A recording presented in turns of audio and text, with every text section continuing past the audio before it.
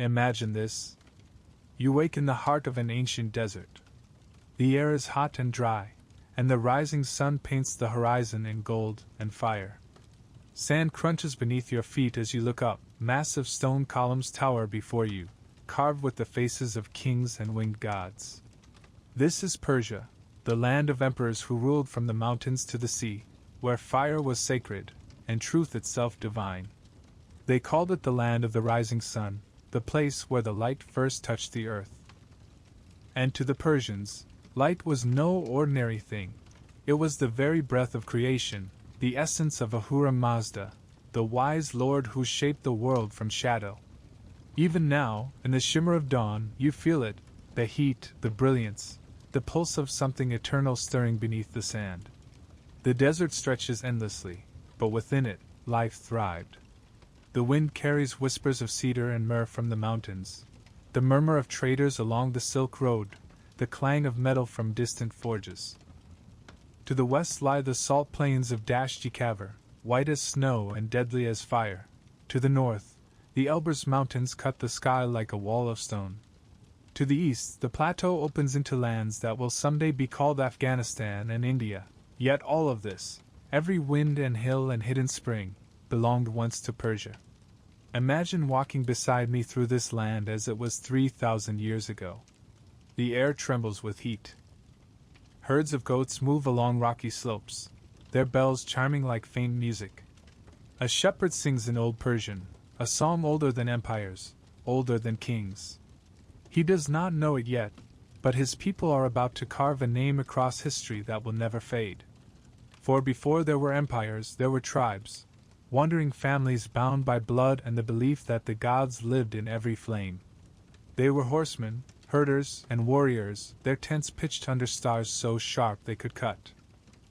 At night, they gathered around fire, always fire, the living symbol of truth, and they told stories of creation, of the eternal struggle between Asha, order, and Druj, the lie. To be Persian was to fight that battle every day, in word, in deed, in thought. You kneel beside one such fire now, the smoke spiraling toward the heavens. An elder speaks softly, his face lit in orange glow. He tells of the first mountain, Hara-Barazati, the cosmic pillar around which the stars themselves turn.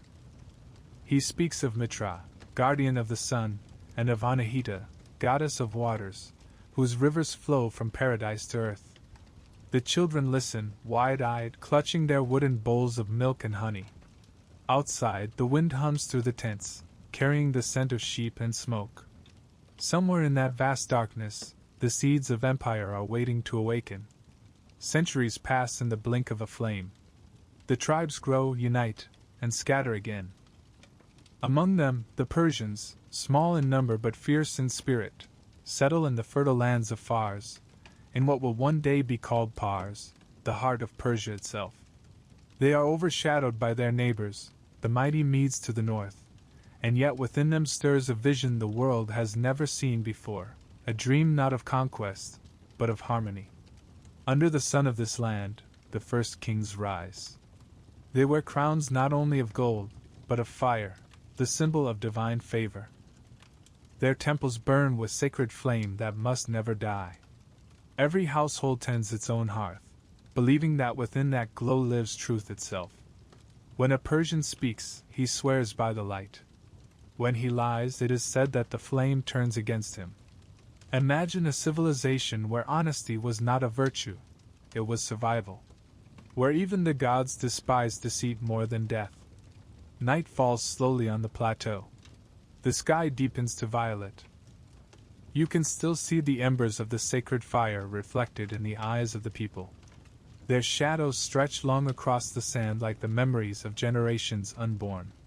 Somewhere beyond the horizon, a new dawn is coming, the dawn of an empire that will change everything. You hear hoofbeats, the thunder of horses across the plain. Warriors wrapped in wool and leather ride in formation, their spears glinting in the last light.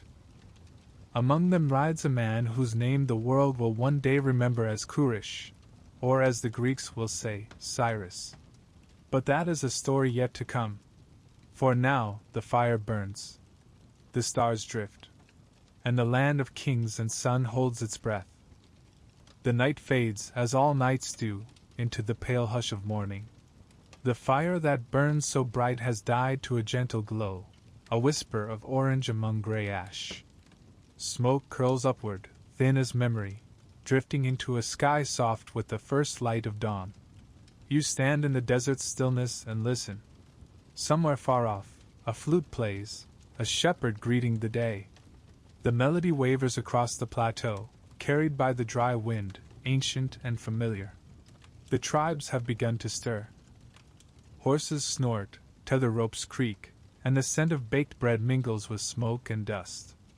The Persians, once a scattering of clans wandering between the Zagros mountains and the southern plains, are gathering now.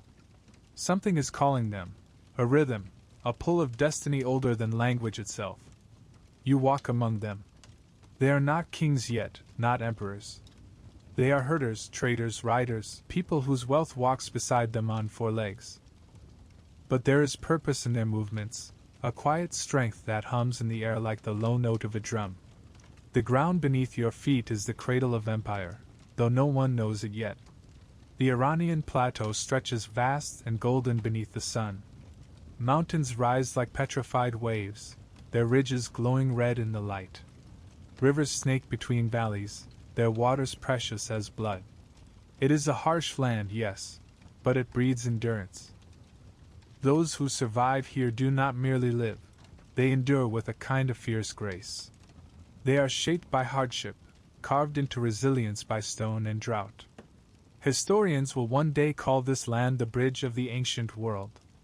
To the west lies Mesopotamia, the land of city walls and clay tablets. To the east, the Indus valleys whisper of strange gods and rich harvests.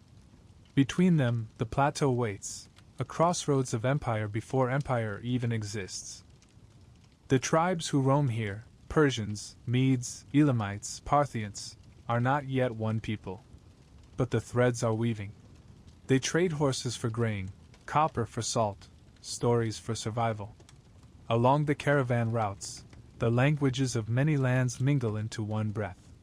From Babylon comes the script that will one day write their king's decrees. From the mountains of Media comes the art of cavalry, the thunder that will shake continents. From the deserts, they inherit patience. At night, their fires dot the land like constellations fallen to earth. The air fills with the low murmur of prayers to Ahura Mazda, the wise Lord who rules through light and truth. Listen, do you hear it? The repetition of sacred words, Asham Vovu. Truth is good. It is both prayer and law, chanted by men whose lives are still bound to the soil and the seasons. And yet change is stirring. You follow a trail down from the mountains into a valley where green fields shimmer like a miracle against the sand. There, beside the river, a settlement rises, not of tents, but of mud, brick, and timber. It is called Anshan, one of the ancient cities of Elam. Here, the Persians have begun to settle, to build, to stay. They trade their endless wandering for walls, their herds for fields of barley and wheat. In the market, women grind grain beneath the morning sun, their hands rhythmic, strong. Children chase goats through narrow lanes. Smoke curls from hearths where clay ovens bake flatbread crisp and golden. The air smells of life, earth, sweat, smoke, bread. But what's truly new here is not the houses, nor the walls, it's the idea of permanence. The notion that human hands can shape stone into memory. You pause near a shrine where fire burns within a bronze bowl. A priest, his beard oiled and braided, feeds the flame with dried twigs and murmurs a prayer. "Keep it pure," he says, almost to himself. "For as long as it burns, the truth endures." This belief, that fire must never die, will outlive him. It will outlive his city, his children, even his empire. It will become the heartbeat of Persia itself. Across the land, the tribes begin to unite, not through conquest, but through necessity. They are small compared to the great powers that loom beyond their borders. To the west, the Babylonians rule in splendor. To the north, the Assyrians march in iron and flame, their armies ruthless and unyielding. To survive, the Persians and Medes must learn to stand together. Imagine their chieftains meeting beneath the open sky. No temples, no thrones, only the wind and the scent of wild thyme. They speak not of gold, but of loyalty. Not of plunder, but of endurance. One leader, a tall man with sunburned skin and eyes like polished obsidian, raises his hand to the fire. The world is full of kings, he says, but there is only one truth, and those who serve it will one day rule not through fear, but through justice. Those words, simple and unrecorded, are the first whisper of what Persia will become. As years pass, the Medes grow strong, building a kingdom in the north with their capital at Ecbatana, a city of 7 colored walls gleaming against the mountains. They rule with iron discipline, yet their rule brings peace to the highlands. Roads are built, trade flourishes, and among their allies stand the Persians of Fars, smaller, humbler, but watchful. It is here, in the shadow of Ecbatana, that the lineage of Achaemenides begins. His descendants will bear his name proudly, the Achaemenids, founders of empire. They are still provincial rulers now, governors of a quiet corner of the world. But destiny is patient. Empires, like rivers, begin as single drops of rain. You follow one such drop, a boy named Kurish, son of Cambyses, born in the mid-6th century before Christ. He runs barefoot across the plains, chasing a wooden wheel with a stick, laughing. His mother watches from a distance, her eyes full of knowing. There is something in this child, she thinks. Something unyielding, something radiant. But that is a story for another dawn. For now, the Persian world continues to grow quietly, unseen by the wider world. Farmers learn to irrigate their fields with channels cut deep into the earth. Craftsmen carve ornaments of lapis and gold. Scribes scratch symbols into wet clay, preserving prayers and trade ledgers alike. And always, the flame burns. Travelers from distant lands marvel at these people who worship not idols, but light. They bow to no image, writes a Greek trader, long before Herodotus is born. They raise their hands to the sun and call it holy, yet they do not call it a god. They believe instead in something beyond form, something unseen. It is this faith, invisible yet unbreakable, that will soon shape the world. It teaches that good and evil are locked in endless combat, not upon battlefields, but within the soul of every man. It demands courage, not the kind that kills, but the kind that resists corruption. Look around the plateau once more. The wind has changed. The herds move differently now. Roads begin to appear, faint scars across the land, linking village to village, shrine to shrine. The people are no longer tribes. They are becoming a nation. By night, when the stars rise like silver embers, the elders gather again around their fires. They tell new stories now, of unity, of justice, of a future that stretches far beyond the mountains. The children listen, wide-eyed, as always. And somewhere among them, a young man lifts his gaze to the heavens and dreams of an empire bound not by chains, but by peace. The first great light of Persia has not yet broken the horizon, but its glow is visible now, faint and golden, in the east. You walk a little further into that glow, the wind warm on your face, the sand whispering beneath your feet. Behind you, the fires of the tribes still burn. Ahead lies the birth of empire, waiting in silence for the man who will give it a name. Cyrus.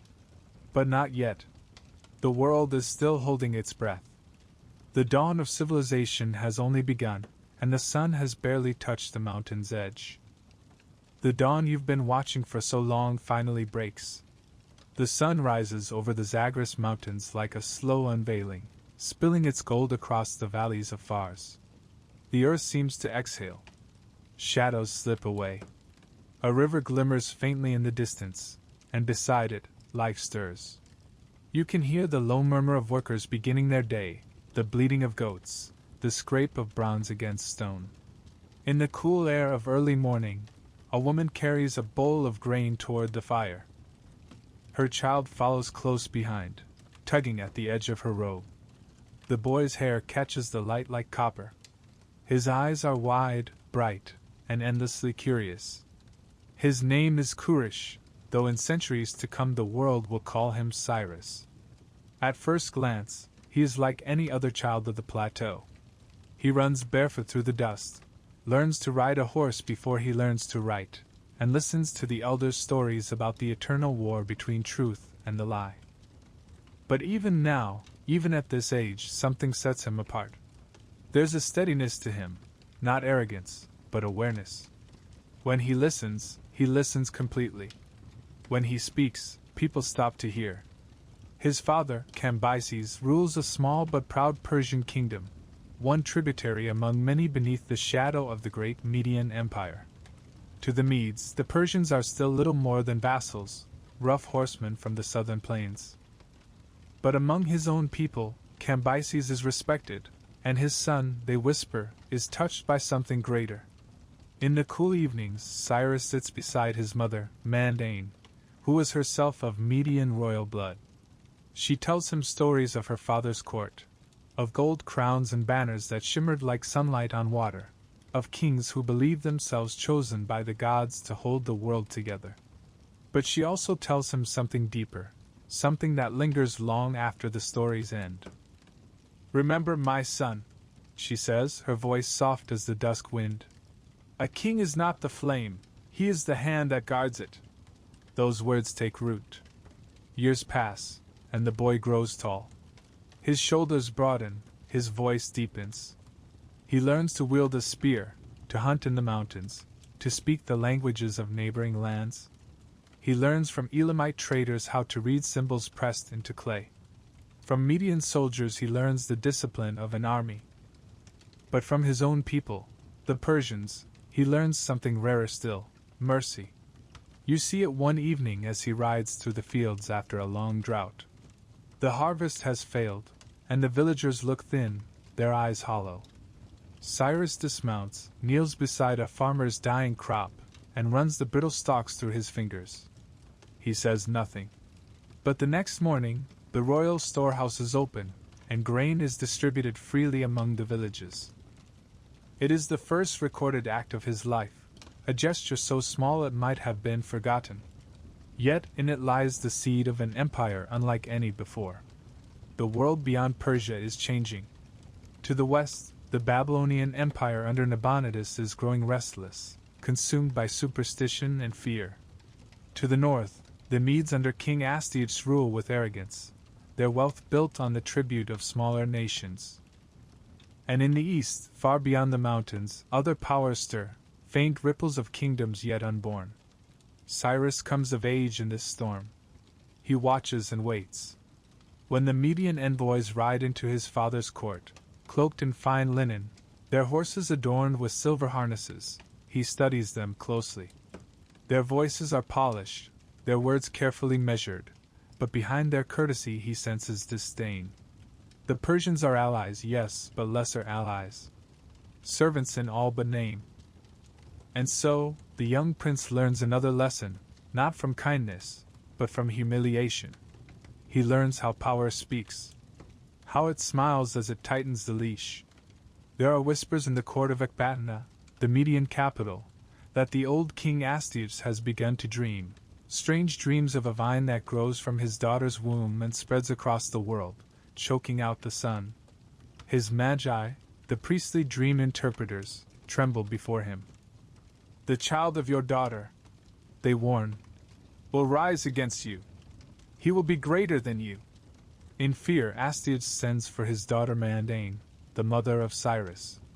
He demands the boy be brought to him, under the pretense of honoring his grandson. But in secret, he orders the child to be killed. The order fails.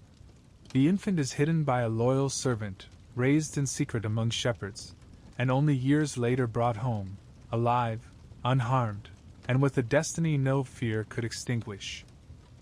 That story, half legend, half truth, is told and retold in the centuries to come. Herodotus will write it down 500 years later, shaping it into myth. But within the myth lies something real, the sense that this man, Cyrus, was born under the protection of fate itself. He returns to Persia as a young ruler, wise beyond his years. When his father dies, the people proclaim him king. Not a conqueror, not yet, but a shepherd of men. And soon, the world begins to turn toward him. The Medes, once his overlords, grow cruel under Astyages' declining rule. The nobles whisper of rebellion. Soldiers grumble in their barracks.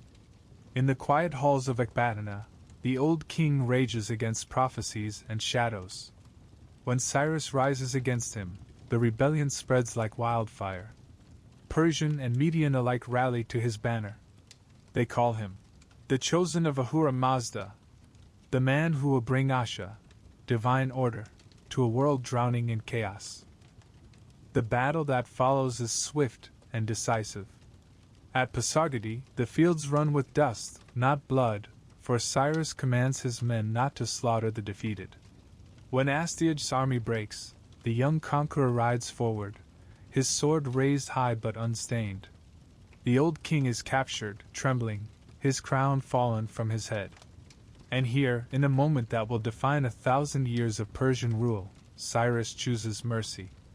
He does not kill his grandfather. He does not destroy Ecbatana. Instead, he bows his head slightly, as one who honors the past even while surpassing it. "You are still of my blood," he says, "and blood should not be spilled when truth has already won." With that act, the Median Empire becomes the Persian Empire, not through annihilation, but through unification. The Medes do not vanish, they join him. The nobles swear allegiance. The Magi bless him. For the first time in history, the highlands of Iran are ruled by a single power, and the world begins to take notice. Cyrus does not stop there. His banners turn westward. Babylon, Lydia, Ionia, lands of wealth and wonder. But each conquest he undertakes is marked by the same principle: rule not through fear, but through respect. Imagine it: the gates of Babylon, tall as mountains, carved with lions and winged spirits. The city is the heart of the ancient world, the pride of Mesopotamia. When Cyrus' army arrives, its priests tremble. They expect fire, plunder, ruin. But Cyrus does not come as a destroyer. He enters the city quietly, his soldiers keeping order in the streets. The people watch from their rooftops as he makes his way to the temple of Marduk, where he kneels before the god of Babylon, not in worship, but in recognition. In his hand he carries a decree, pressed into clay, the Cyrus cylinder, as it will one day be called. In it, he proclaims freedom for the enslaved, restoration for the displaced, tolerance for all faiths. All peoples may worship their gods in their own way. It reads, "Let every man live according to his heart, in peace." Historians will call this the first charter of human rights. To Cyrus, it is simply justice. Across the empire, word spreads: there is a new kind of king in the world, a king who builds, who listens, who spares. Cities that once barred their gates now open them willingly. His empire grows not from fear, but from admiration.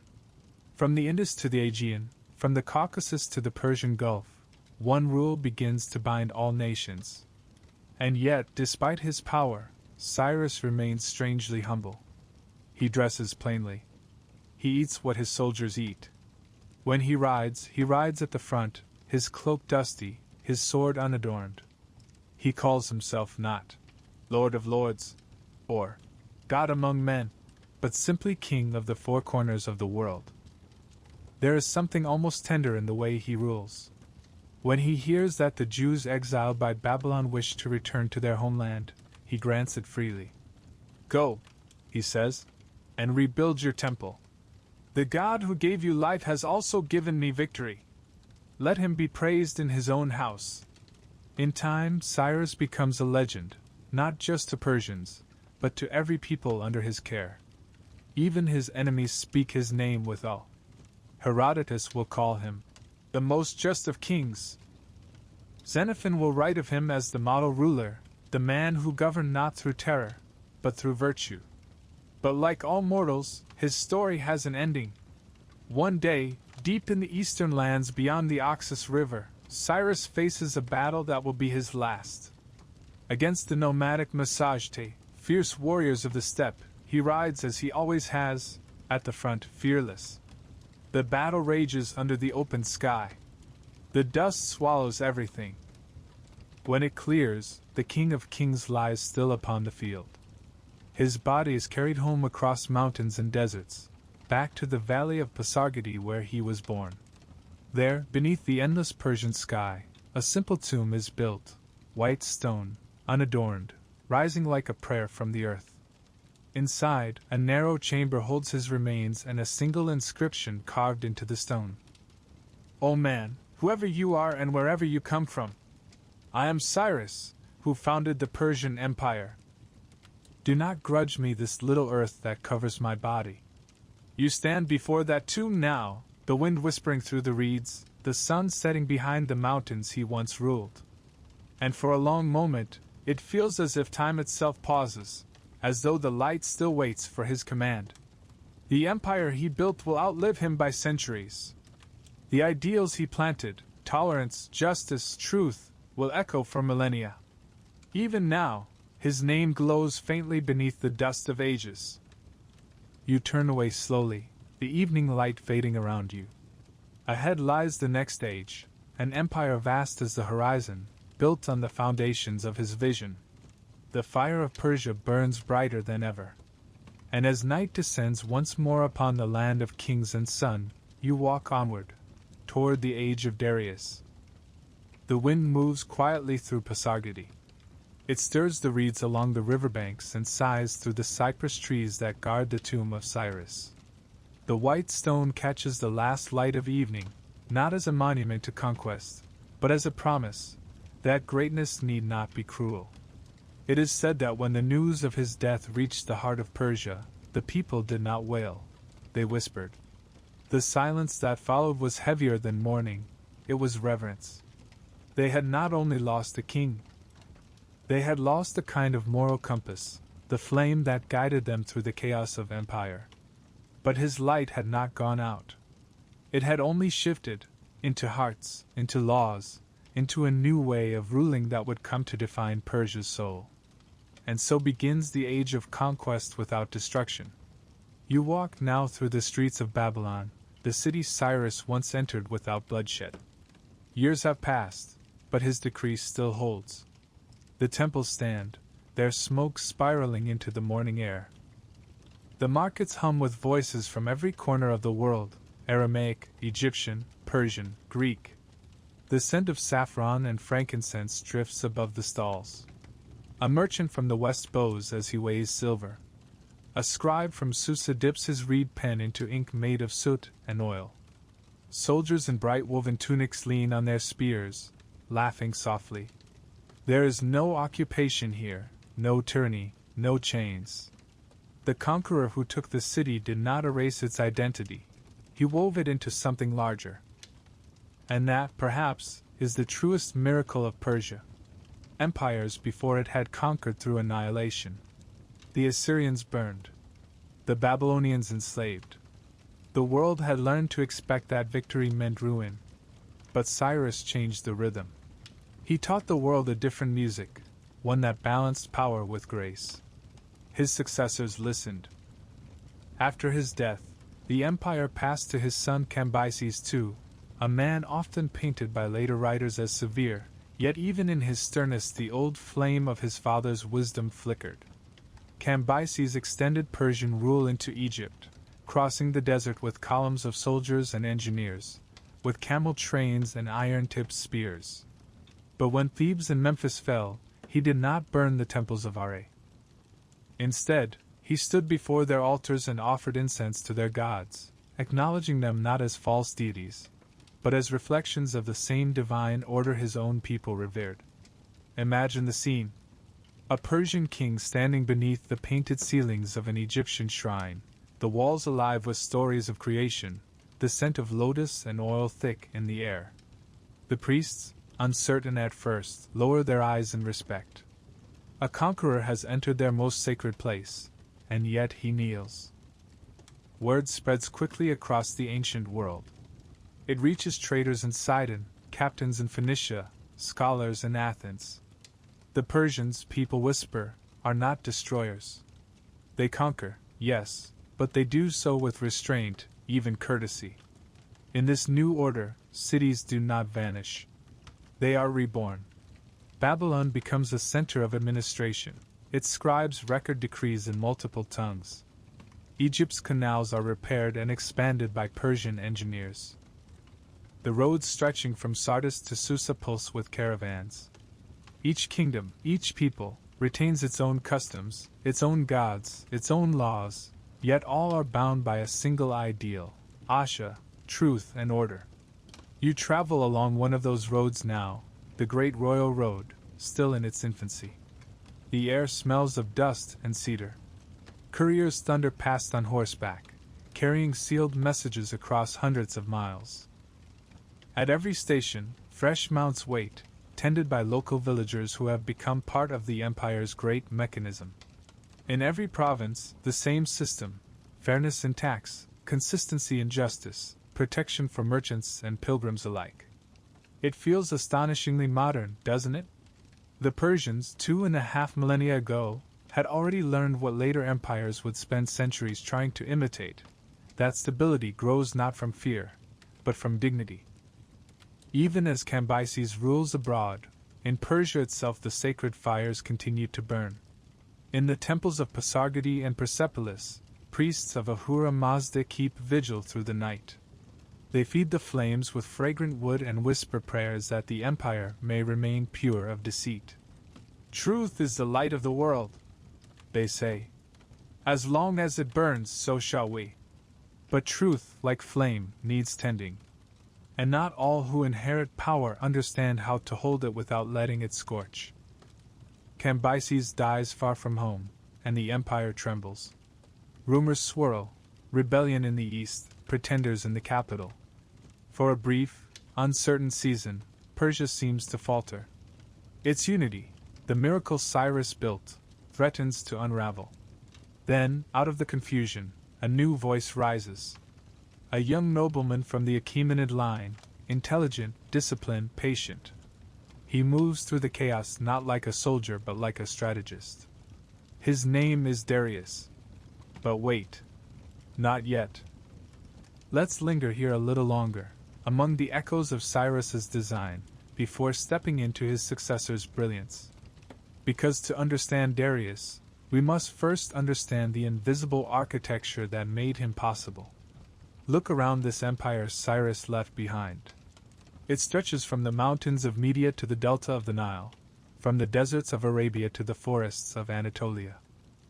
Within its borders live peoples who once warred endlessly, now trading, intermarrying, speaking a dozen tongues but bound by a single administrative rhythm. In every city stands the satrap's palace, the governor's house, built not as a fortress, but as a court of mediation. Justice is carried out in open air, where all can see. The satrap is not a tyrant. He is the king's hand, sworn to balance mercy and order. When disputes arise, over water rights, over trade, over the boundaries of fields, scribes record testimonies, witnesses speak, and decisions are made not by whim but by precedent. This is new.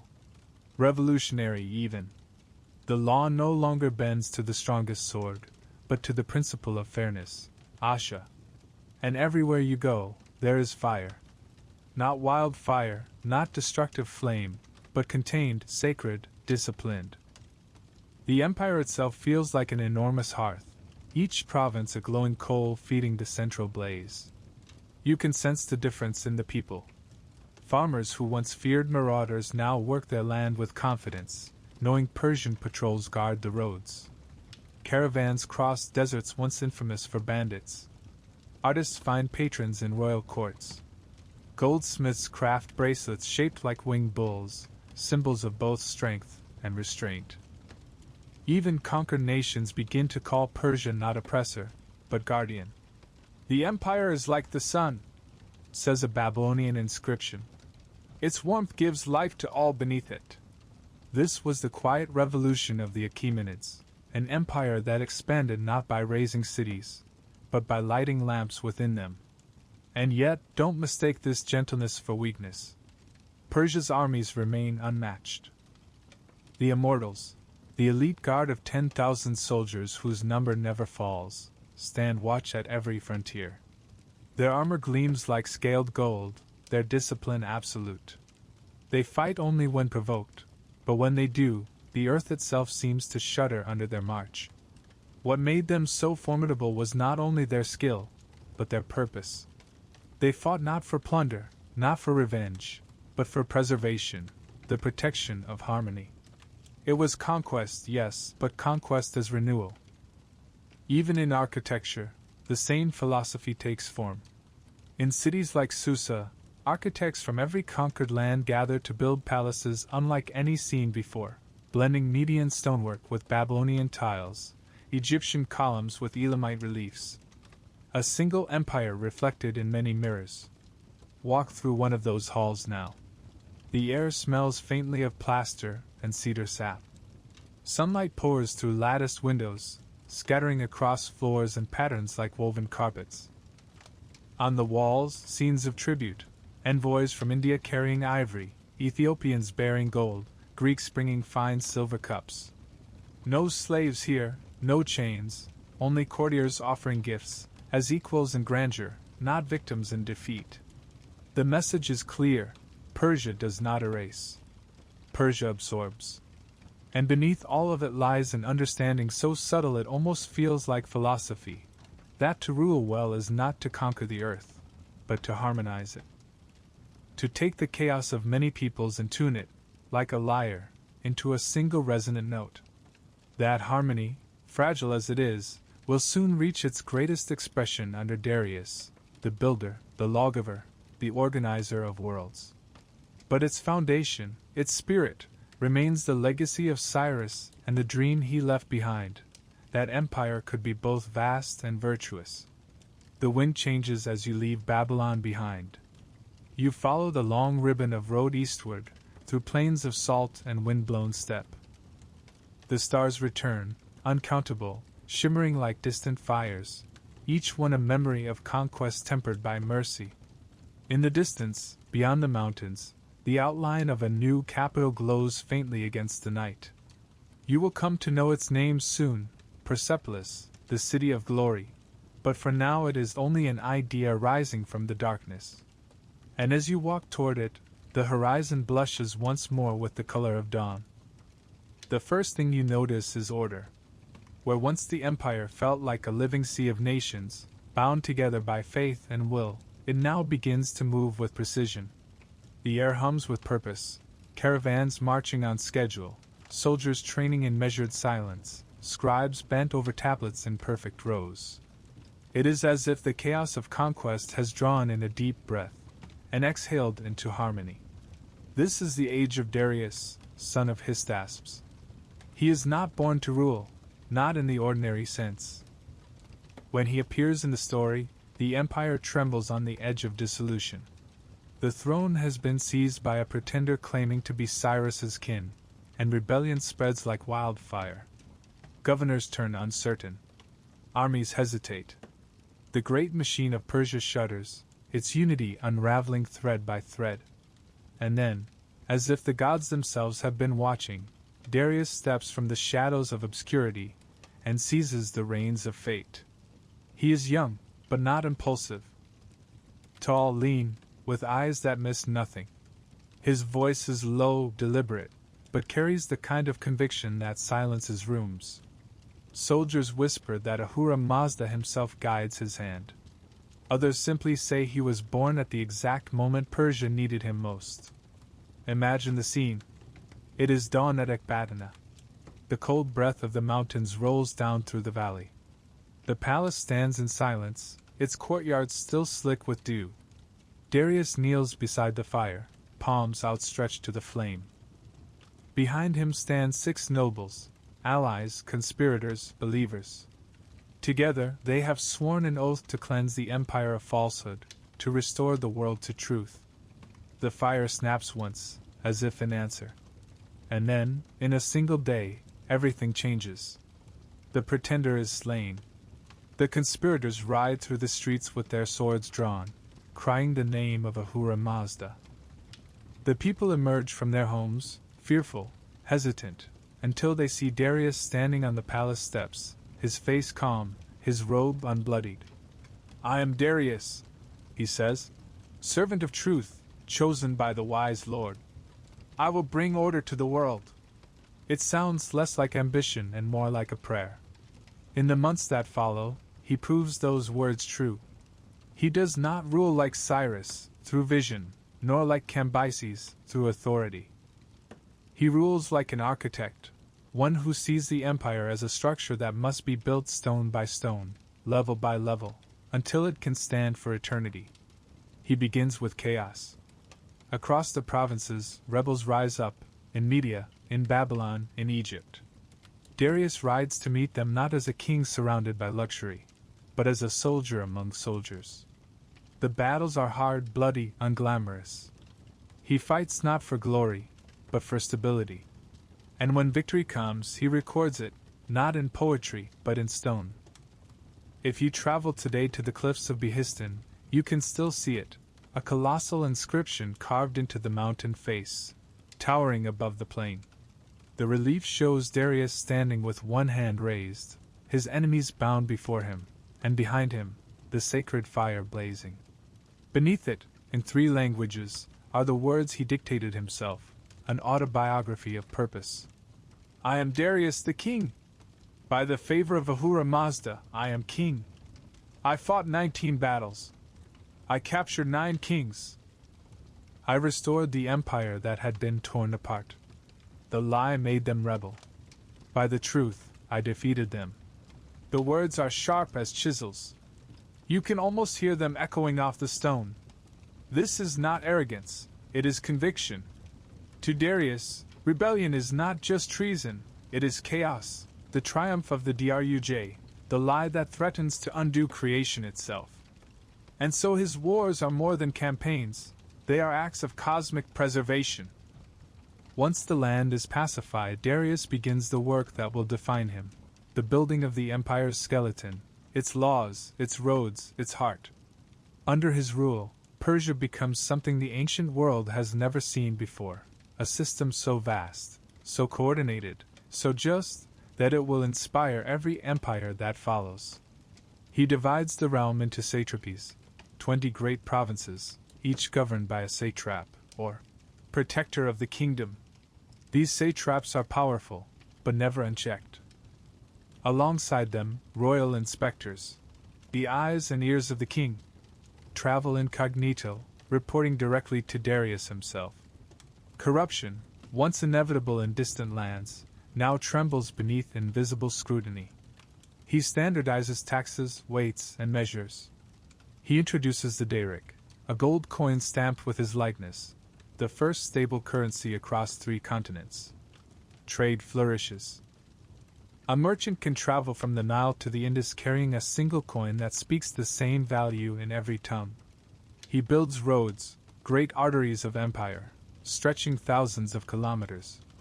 The most famous, the Royal Road, runs from Sardis near the Aegean Sea to Susa in the Persian heartland. It is said that royal couriers can ride its length in a mere week, changing horses at stations along the way. Neither snow, nor rain, nor heat, nor darkness of night, the couriers boast, shall stay us from the swift completion of our appointed course. Centuries later, the motto will be borrowed by postmen in another age, in another empire. Darius does not simply rule land.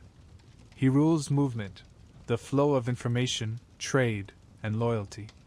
His empire hums like a living organism, its pulse steady and strong. And above it all, the king remains oddly human.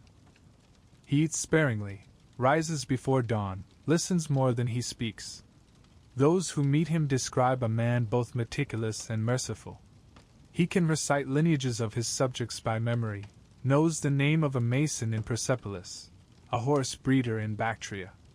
One story says that during an inspection in Babylon, a poor man approached him, trembling, and complained that a noble had stolen his land. Darius dismounted, took a stick, and drew a square in the dirt. "Show me where your field lies," he said. The man traced the boundaries with his finger. Darius turned to his guards. "Return it to him. And if anyone takes it again, let him till the earth with his own hands until he remembers justice." That sense of justice becomes the empire's true foundation. He commissions what scholars will later call the Law Code of Darius, a vast effort to harmonize local customs with imperial law. Each region keeps its traditions, but all submit to the principle of truth. "A just man," Darius says, "is worth more to the empire than 10,000 soldiers." You can feel the difference in every corner of his realm. In the gardens of Susa, where fruit trees bloom beside canals of clear water, philosophers debate with priests about the nature of virtue. In Persepolis, artisans carve vast stone reliefs showing delegates from every nation bringing tribute: Assyrians with carved ivory, Indians with gold dust, Nubians with panther skins, Greeks with bowls of silver. Each figure is rendered with exquisite individuality, their faces not caricatured enemies, but dignified partners in the empire's harmony.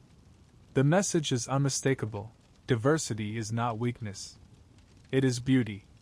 Darius himself oversees the construction of Persepolis, a city not of defense, but of ceremony, a palace built to embody the empire's spirit. Columns rise like forests of stone. The air smells of wet plaster and cedar resin.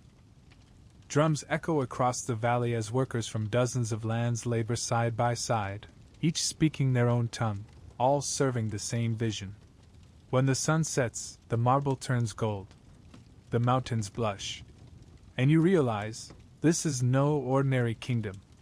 This is civilization as architecture, symmetry, endurance, and light. But Darius is more than a builder of palaces. He is a builder of ideas. He sends envoys to distant lands, opening trade with India and the steppes of Central Asia. He authorizes the exploration of the Indus and the Nile, linking the great rivers of East and West. He even orders the digging of a canal connecting the Red Sea to the Mediterranean, a precursor to the Suez Canal, 2,500 years before our time. Everywhere his influence spreads, the same pattern follows: roads, administration, respect for local faiths, and the unbroken glow of Zoroastrian fire. And yet, even the greatest kings face shadow. To the west, across the Aegean, small Greek city-states stir restlessly. They have tasted freedom and feared domination. When they rebel against Persian rule in Ionia, Darius responds, not with blind rage, but with clarity. The empire must be defended, disorder must be contained. The Persian fleets sail. The armies march westward. The world trembles at their approach. But that story, the clash between East and West, between empire and city, is still to come.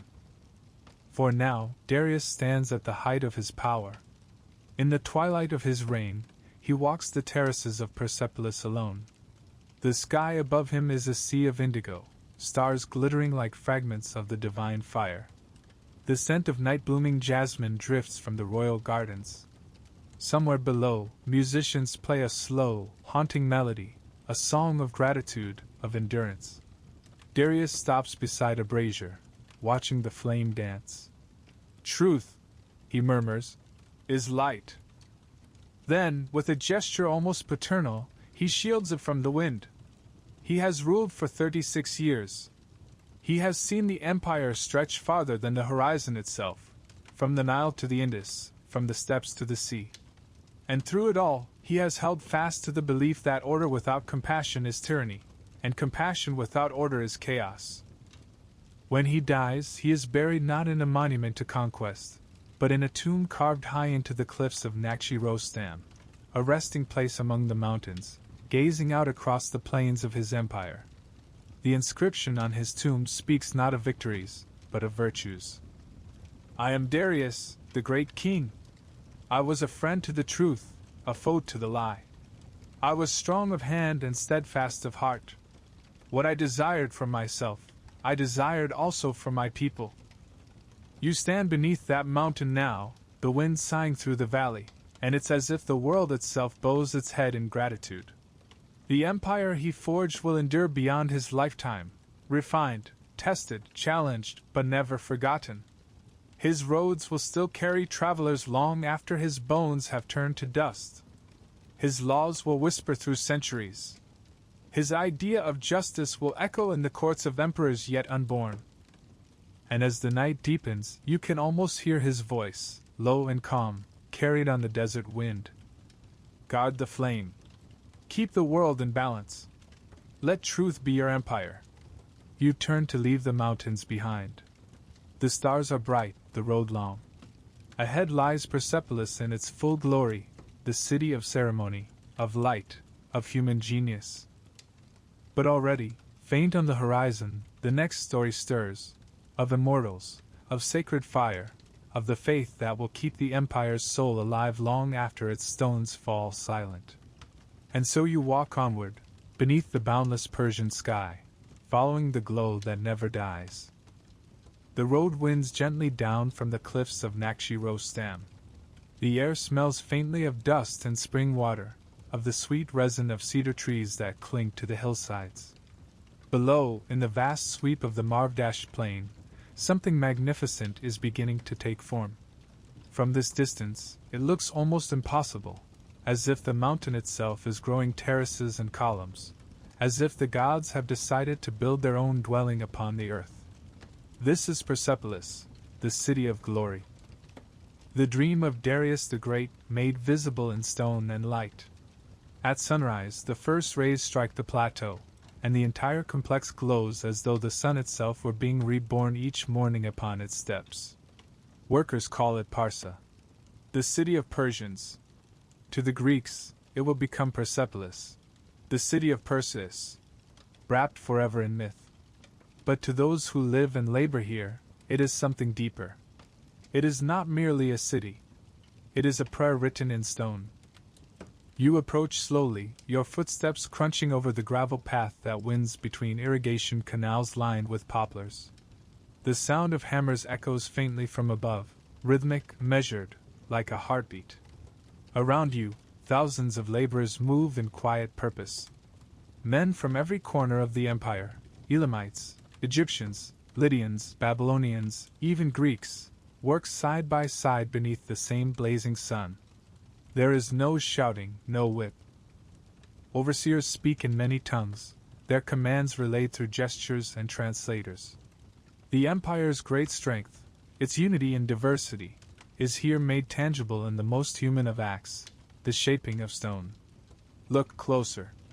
You can see the process itself, how the limestone blocks are cut from nearby quarries and hauled upward on sledges drawn by oxen. The air hums with the groan of wood, the hiss of saws, the scrape of chisels. Dust sparkles like gold powder in the light. From dawn until dusk, the valley rings with creation.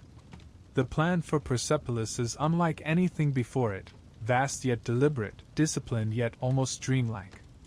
At its heart stands a raised terrace, carved directly from the mountain's flank, spanning more than 400 meters on each side.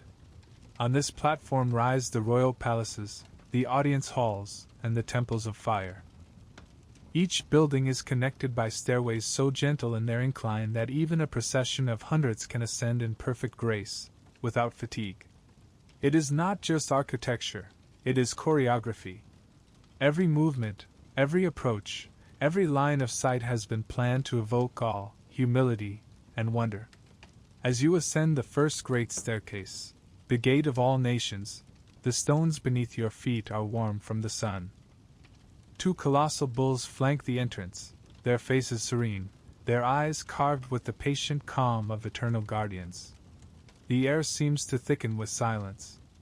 You pass between them as if crossing into another realm, half palace, half temple, where human and divine meet in symmetry. Inside, columns rise like forests of light, slender shafts topped with double-headed bulls, griffins, and lions, their polished surfaces reflecting the glow of oil lamps. The ceiling soars impossibly high, its wooden beams painted with lapis and gold. When the wind passes through the hall, it sighs like the breath of the mountains themselves. Here, in this space, kings receive the world. Imagine the festival of Nowruz, the Persian New Year, the day when winter dies and the sun begins its climb again. The entire empire awakens to celebrate renewal. From every province, delegations travel for weeks, even months, to reach Persepolis by spring. The processions begin at dawn. Drums echo through the valley. The air is fragrant with frankincense, cinnamon, and rosewater. Musicians play harps and flutes as lines of envoys wind their way up the great staircases, bearing gifts: ivory from India, linen from Egypt, turquoise from Chorasmia, horses from Media, wine from Lydia, gold from Bactria. You stand among them, climbing slowly toward the grand audience hall, the Apadana. Around you, the walls come alive with sculpted reliefs depicting this very moment, figures of every nation carved in exquisite detail, each shown with dignity, each face individual, each gesture respectful. There are no scenes of battle here, no enslaved captives or vanquished foes. Only tribute, cooperation, and ceremony. It is as if the Persians carved not propaganda, but a promise that empire need not mean subjugation. That peace, properly tended, can be grander than war. Inside the Apadana, the air hums with voices. At its center sits the King of Kings, Darius, or perhaps his son Xerxes, depending on the year. His robe shimmers like woven fire, embroidered with golden threads that catch the light. On either side stand the immortals, tall, silent, perfect in formation, their spears upright, their faces hidden behind the gleam of polished bronze. But the king himself does not sit above his subjects in the way other monarchs do. His throne, though raised, is carved with a subtle humility. Beneath it, sculptors have depicted the figures of men from every province supporting the platform, not crushed, not bowed, but standing upright, each holding their share of the empire's weight. It is not domination, it is participation. The message, silent but powerful, runs through every line of the stone. The world endures because all uphold it together. At a signal, the high priest enters, bearing a bowl of fire. The flame flickers in the still air, pure and white. A hush falls over the hall. The priests chant in the old language of the Avesta, words that speak of truth, purity, and the eternal battle between light and darkness. The smell of cedar smoke curls through the columns. In that moment, Persepolis becomes more than a city, it becomes the axis of the world. Outside, as dusk descends, torches are lit along the terraces. The walls shimmer gold and red in their glow. Courtiers move like shadows, their garments whispering. Somewhere in the distance, a fountain murmurs, one of many fed by the ingenious canals that run beneath the terraces, bringing water from the mountains to nourish gardens bursting with pomegranate, fig, and cypress. This was no mere show of wealth. It was philosophy made physical, the Zoroastrian idea of order reflected in stone, water, and light. Walk with me through those gardens now. The air is cool, sweet with the scent of jasmine and myrtle. Peacocks wander among the hedges. Water channels divide the gardens into perfect quadrants. Four, always four, symbolizing the sacred elements of creation: earth, air, fire, and water. Later generations will call this design Pyrrhidiza, the walled garden. The Greeks will borrow the word, and it will travel across centuries to become paradise. Here, paradise was not just a dream of the afterlife. It was the tangible reward of justice and order on earth. As night falls, the city transforms again. The terraces glow with thousands of lamps. The columns of the Apadana shine like stars turned to stone. Musicians play in the courtyards. Lyres, flutes, drums in slow rhythm, while poets recite verses praising the king's wisdom and the balance of creation. From afar, Persepolis must look like a constellation fallen upon the plain. Travelers from distant lands speak of it with disbelief. Greek envoys describe it as a city where mortals dwell among gods. Egyptian priests say its walls hum with the breath of sacred fire. Even enemies, when they approach its gates, fall silent. For a generation and more, it stands as the embodiment of Persian glory, the visible heart of an invisible ideal. And yet, nothing on earth is untouched by time. The same roads that bring tribute and wonder also carry ambition and envy. The great cities of the West, Athens, Sparta, watched Persia's splendor with a mix of admiration and fear. To them, this order feels like shadow, this harmony like constraint. They will strike, and Persia will strike back. The clash of worlds is coming. But that belongs to another dawn. Tonight, Persepolis still stands unbroken. You climb once more to the highest terrace, the hall of 100 columns. The moon hangs over the mountains, silver and enormous. The wind tastes of stone and cedar smoke. Somewhere below, a fountain catches the moonlight and scatters it in ripples. You think of Darius's dream, of the road that connected nations, of the law that bound men in fairness, of the flame that burned for truth. You think of how that dream became a city, this city, carved from the bones of the earth. The Persians built it not to last forever, but to remind themselves that even the greatest empires are only reflections of the divine order they seek to serve.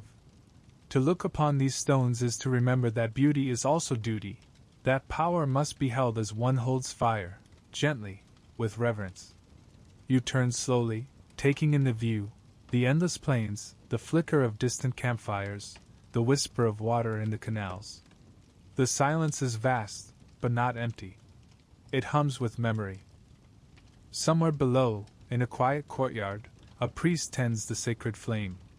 He adds a branch of dry cedar, watches it flare, and murmurs softly, Asham Vohu. Truth is good. The fire crackles, steady and eternal, painting his face in amber light. The empire will change, kings will rise and fall, wars will come and go, but that flame will burn on, in temples, in homes, in hearts. And Persepolis, for all its grandeur, will live longest not in stone, but in that idea. The night deepens. The stars drift slowly westward. The palace sleeps. And you, walking between shadow and torchlight, feel as though you have stepped for a moment into the dream of a civilization that believed beauty itself was a form of worship. You pause on the terrace steps, the wind brushing your face. The moon is sinking toward the mountains now, and with it, the first faint light of another day begins to rise. The world is changing again. The age of builders will give way to the age of belief, of sacred fire, of priests, of faith that seeks to explain why men must choose between light and darkness. You turn from the city of stone and begin the slow descent into that spiritual dawn. Behind you, Persepolis gleams one last time, vast and luminous, the city of kings, the city of light, the city of glory. And the flame, small and unwavering, follows you into the next story. The sound of sandals on dust. The faint jingle of a priest's bronze ring as he walks. The smell of smoke, sharp, clean, ancient. You follow that scent across the plateau, past sleeping villages and the whispering reeds of a river that glows silver under the moon. The stars above are vast and crystalline, and among them, one burns brighter than the rest, Sirius, the dog star. To the Persians, it is Tishtria, guardian of rain, sacred to the god Ahura Mazda. At the edge of a hill stands a low stone building, open to the sky. Inside, light flickers, the fire temple. Its walls are bare, undecorated, for beauty here is not made of gold or color but of purity. In the center, a bronze bowl rests upon a pedestal, and within it burns the sacred flame, steady, white, alive. A priest in white robes tends it carefully. His movements are slow, deliberate. He does not speak, but the rustle of his robe, the soft exhalation as he feeds the fire with dry cedar, seems itself a kind of prayer. This, more than any monument, is the heart of Persia. You sit near the entrance, watching the flame. It does not leap wildly. It hums, like a living presence, its light steady and soft. Shadows dance across the priest's face. His eyes are closed, lips moving silently as he recites words older than empire. Asham vohu vahishtamasti. Ashta asti ashta amai. Hayadashai vahishtai asham. Truth is the highest good. Happiness comes to those who live in truth. For the sake of the best truth, we choose what is right. Outside, the world lies dark and immense, but here the fire is bright enough to push it back. This faith, Zoroastrianism, as the Greeks will one day call it, is no small corner of belief. It is a cosmic philosophy, an understanding of the universe so profound that it will ripple outward across centuries, shaping religions yet unborn. Judaism will feel its breath, Christianity its echo. Even Islam, centuries later, will inherit its reverence for light, truth, and the purity of intention. But here, in its birthplace, it is simpler, quieter, the daily rhythm of devotion. The story of this faith begins long before the empire, in the time when Persia was still a patchwork of tribes, their gods as numerous as their rivers. Among them walked a man named Zarathustra, or Zoroaster, a prophet, philosopher, poet, and rebel all at once. No one agrees exactly when he lived, perhaps 1,000 years before Darius, perhaps even earlier. But his voice, carried through oral hymns called the Gathas, changed the way Persians saw the universe. In those hymns, he speaks not of many gods, but of one supreme being, Ahura Mazda, the wise Lord, the source of all that is good, the embodiment of truth and light. Against him stands not an equal rival, but a force of deception, and Ramenu, the spirit of the lie, whose only power lies in temptation and chaos. Between these two forces unfolds the great cosmic struggle that defines existence itself. And at the center of that struggle stands humanity. Zarathustra taught that each person, no matter how small or humble, carries within them a spark of the divine fire, the adder, the sacred flame of conscience. Every thought, every word, every action is a choice between light and shadow. The fate of the world depends not on gods alone, but on the moral choices of humankind. It is an astonishing idea for its time, one that transforms faith into responsibility. Here, in the fire temple, you can feel it. The priest tends the flame not to appease a god, but to mirror within the world what must be tended within the self: purity, discipline, and balance. To let the fire die would be to let truth wane. Outside the temple, dawn begins to bleed into the sky, pale blue, then rose, then gold. The priest lifts his hands to the east, where the sun will soon rise, and begins the morning prayer. You stand beside him, silent, feeling the warmth of the flame on your face as the first light of day spills across the plain. Every sunrise, every flicker of light, is an act of worship. For the Persians, fire was not simply a symbol, it was the very language of the divine. It appeared everywhere, in homes, in palaces, in the open altars along the royal road where travelers could pause to pray.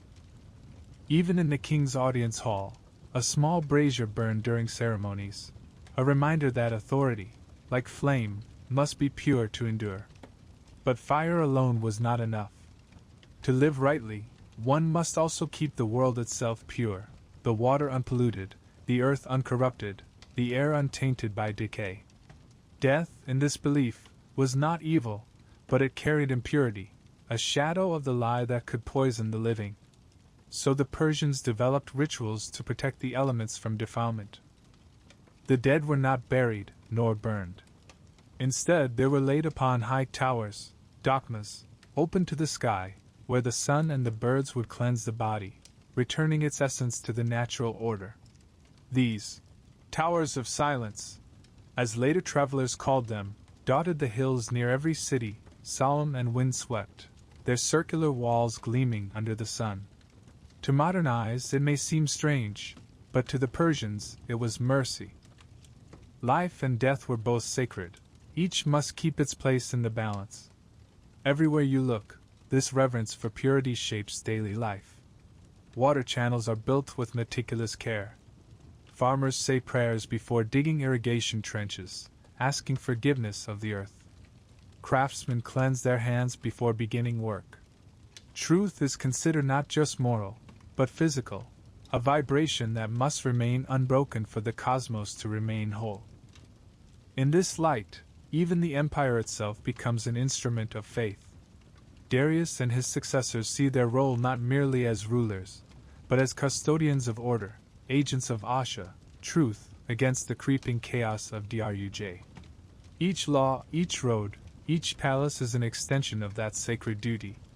You realize, as you walk through this world, that there is no separation between religion and life, between the sacred and the ordinary. Every act, from kind speech to fair trade, from feeding the poor to tending a flame, participates in the same eternal covenant. And yet, Zoroastrianism is not an austere or joyless creed. It celebrates creation with exuberance.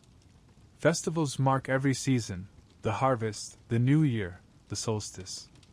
During Nowruz, families gather around fires and feasts, scattering rose petals in their homes, exchanging gifts, lighting candles in every window. Children jump over bonfires, laughing, singing, "Give me your yellow, take my red!" A wish for the fire to burn away sickness and renew their strength. You can almost see it, the night alive with flame, the sky echoing with music and joy.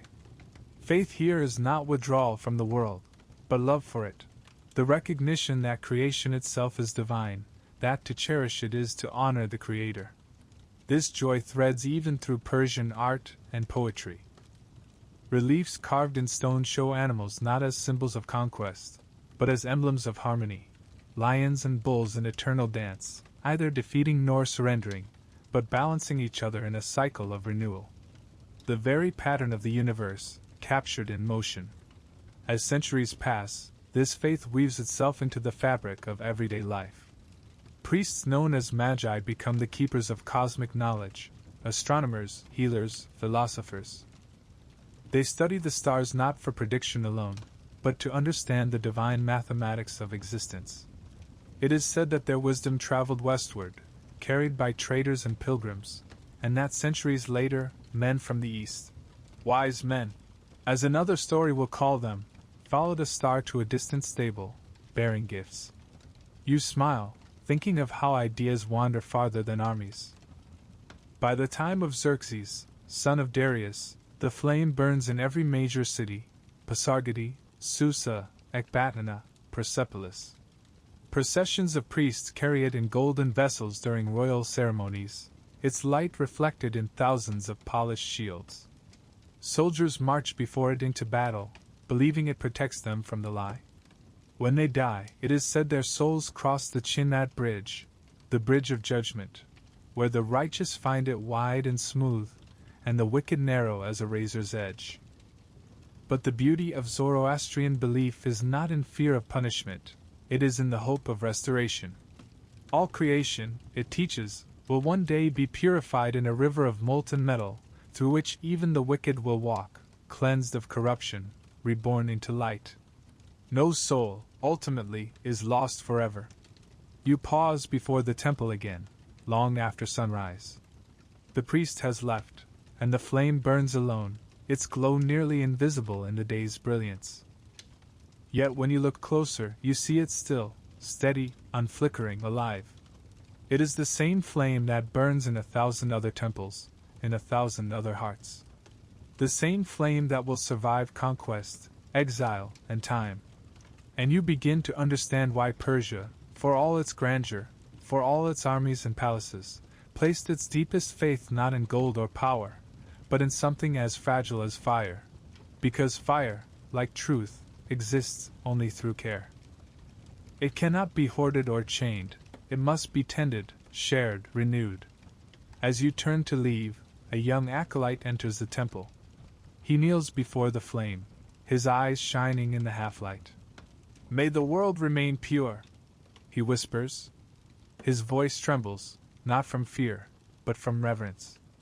Outside, the world shimmers. The rivers sparkle like molten glass, the mountains blaze white in the sun. Every shadow, every flicker, every heartbeat feels charged with purpose. You realize that Persia's greatness does not end with its conquests, it begins with its conscience. The wind carries the scent of cedar once more. In it you hear the echo of the prophet's words, that good thoughts, good words, and good deeds are the three pillars of all existence. The empire may stretch from sea to sea, but its true boundaries lie within those words. You walk away from the temple, following the shimmer of the horizon. Behind you, the flame burns, unseen now, but eternal. Ahead, the road leads deeper into the mysteries of this faith, into the battle it describes, not of soldiers, but of spirits, not of kingdoms, but of souls. The eternal struggle waits, the next unfolding of this same fire, this same truth.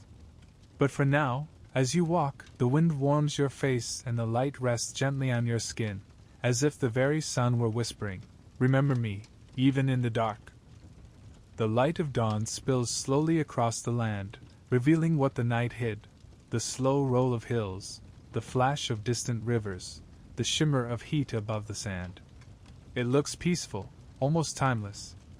And yet, beneath that serenity, Persia believed a war was always being fought. Not a war of nations, not even of gods, but of principles. On one side stands Ahura Mazda, the wise lord, radiant, infinite, creator of all that is pure, just, and true. On the other stands Ingramenu, the destructive spirit, born of shadow, whisperer of lies, corrupter of minds. They are not equals, not brothers, not two halves of the same being.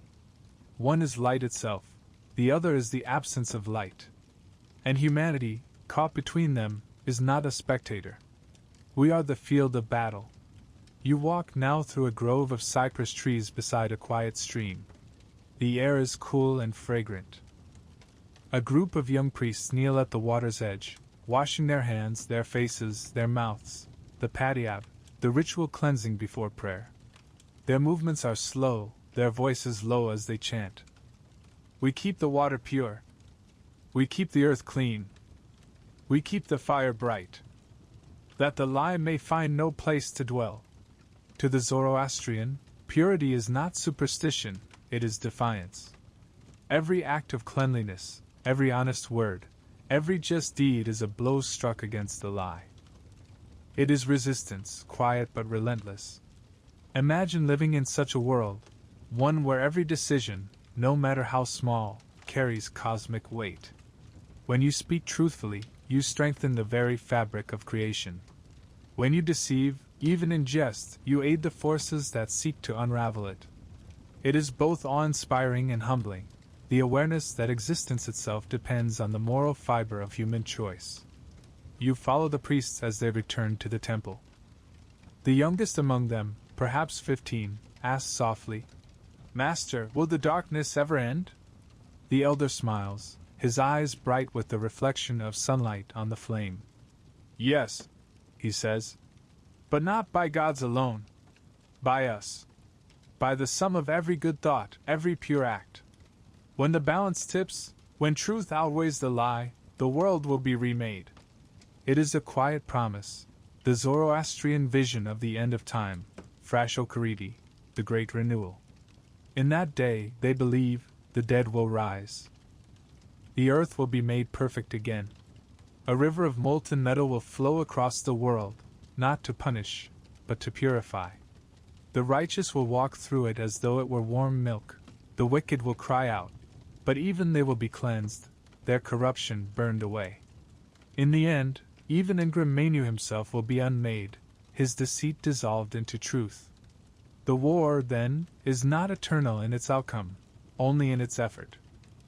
Until that final dawn, the struggle continues, woven into every breath, every heartbeat, every act of will. You walk on, the sun now high, the heat shimmering in waves. The land feels ancient beneath your feet, layered with generations who have fought this invisible war. Farmers in the fields, merchants on the road, kings in their palaces, all part of the same cosmic drama. Even the empire itself mirrors this duality. Its laws seek to embody order, Asha, while its enemies, rebels and deceivers, are seen as instruments of Druj, the lie. The royal inscriptions speak of it again and again. Darius at Behistun writes, "The lie made them rebel. By the grace of Ahura Mazda, I defeated them. As long as you hold to truth, so long shall the land prosper. For the Persians, politics and piety were not separate languages. They were two ways of telling the same story. The king's justice was divine justice in motion, the cosmic balance expressed in human governance. But the struggle was never only outward.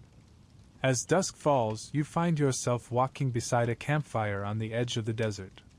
A soldier sits across from you, sharpening his blade. His armor is dented, his hands scarred. He glances up and smiles wearily. They tell us, he says, that every battle we fight is part of the greater war. Not against men, but against the lie. He looks at the blade, the firelight gleaming along its edge. I wonder if that's true. Or if it's just something we tell ourselves so the killing feels clean. You don't answer. The wind rises, scattering sand across the coals. He sighs and sets the blade aside. Maybe both. He murmurs. Maybe the struggle isn't just out there. He presses a hand to his chest. Maybe it's in here too. And he's right. For Zoroaster's vision was never simple dualism. It was responsibility. The battle between good and evil was not fated to unfold outside us. It was to be chosen within us, over and over again. The true warrior was not the one who slew his enemy, but the one who mastered himself. Across the centuries, Persian poets and philosophers will return to this idea, that the human heart is a battlefield. Rumi will later write, "The fiercest war is the war within." Though his words belong to a later faith, the echo is unmistakable. You sit by the dying fire as night gathers around you. The stars emerge, vast and cold, the Milky Way spilling across the sky like powdered silver. The Persians saw the heavens as the visible face of this cosmic struggle, the stars as soldiers of light, the dark patches between them as encroaching shadow. Each sunrise was a victory, each sunset a reminder that vigilance must never rest. In the high mountains, where the priests built their temples closest to the sky, they marked the solstices and equinoxes, reading in the stars the rhythms of that eternal war. They believed that every year, the sun's journey mirrored the great battle, its triumph at midsummer, its near defeat in winter, its rebirth at Nowruz, when day and night stand equal, and the balance of creation is renewed. It is no wonder, then, that Persia's festivals are celebrations of balance, of opposites held in harmony. Even their art reflects it, the lion and the bull locked together in perfect symmetry, the garden divided into equal quadrants, the palace staircases mirrored on both sides. Everywhere, the same message: the world survives by equilibrium. You walk again at dawn, the cool air smelling of sage and rain. A caravan moves slowly along the royal road, merchants from Lydia, their wagons heavy with silver and dye. They greet a group of Persian soldiers guarding the bridge ahead, and before crossing, both parties pause to share bread and water. It is a simple act, but here, it carries sacred weight. To share food, to welcome a stranger, to protect a traveler, these are acts of asha, weapons against the lie. One of the merchants, seeing the sunrise, murmurs a prayer of thanks. The soldier beside him nods and replies, "The sun rises because men still keep faith." Perhaps it's true. Because faith, in Persia, is not submission, it is participation. The gods do not fight for you, they fight with you. Every honest trade, every kindness, every refusal to yield to hatred adds to the sum of the world's light. The soldier rides on. The merchant's caravan follows. Behind them, the dust glows gold in the morning sun, the smallest reflection of an infinite struggle still unfolding. Later that day, you come upon a shrine carved into a cliff. Its entrance is framed by inscriptions in cuneiform, but inside, the air is cool and silent. A narrow beam of sunlight falls through an opening in the roof, striking a polished stone that gleams like fire. Beneath it, the words are carved. "Let the light within you answer the light above." You stand there for a long time, listening to the silence. Outside, life continues, Kings plan wars, artisans carve reliefs, children chase goats through dusty alleys. But now you see all of it differently. Every action, every joy, every sorrow is part of this same story. The eternal struggle is not about good triumphing once and for all. It is about choosing, every day, to keep the fire alive. Even in darkness. Even when the world forgets.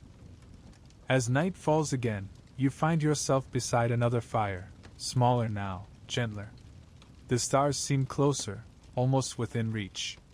You realize that this journey through Persia has changed shape. It began with conquest and kings. Now it has led you into the quiet of conscience.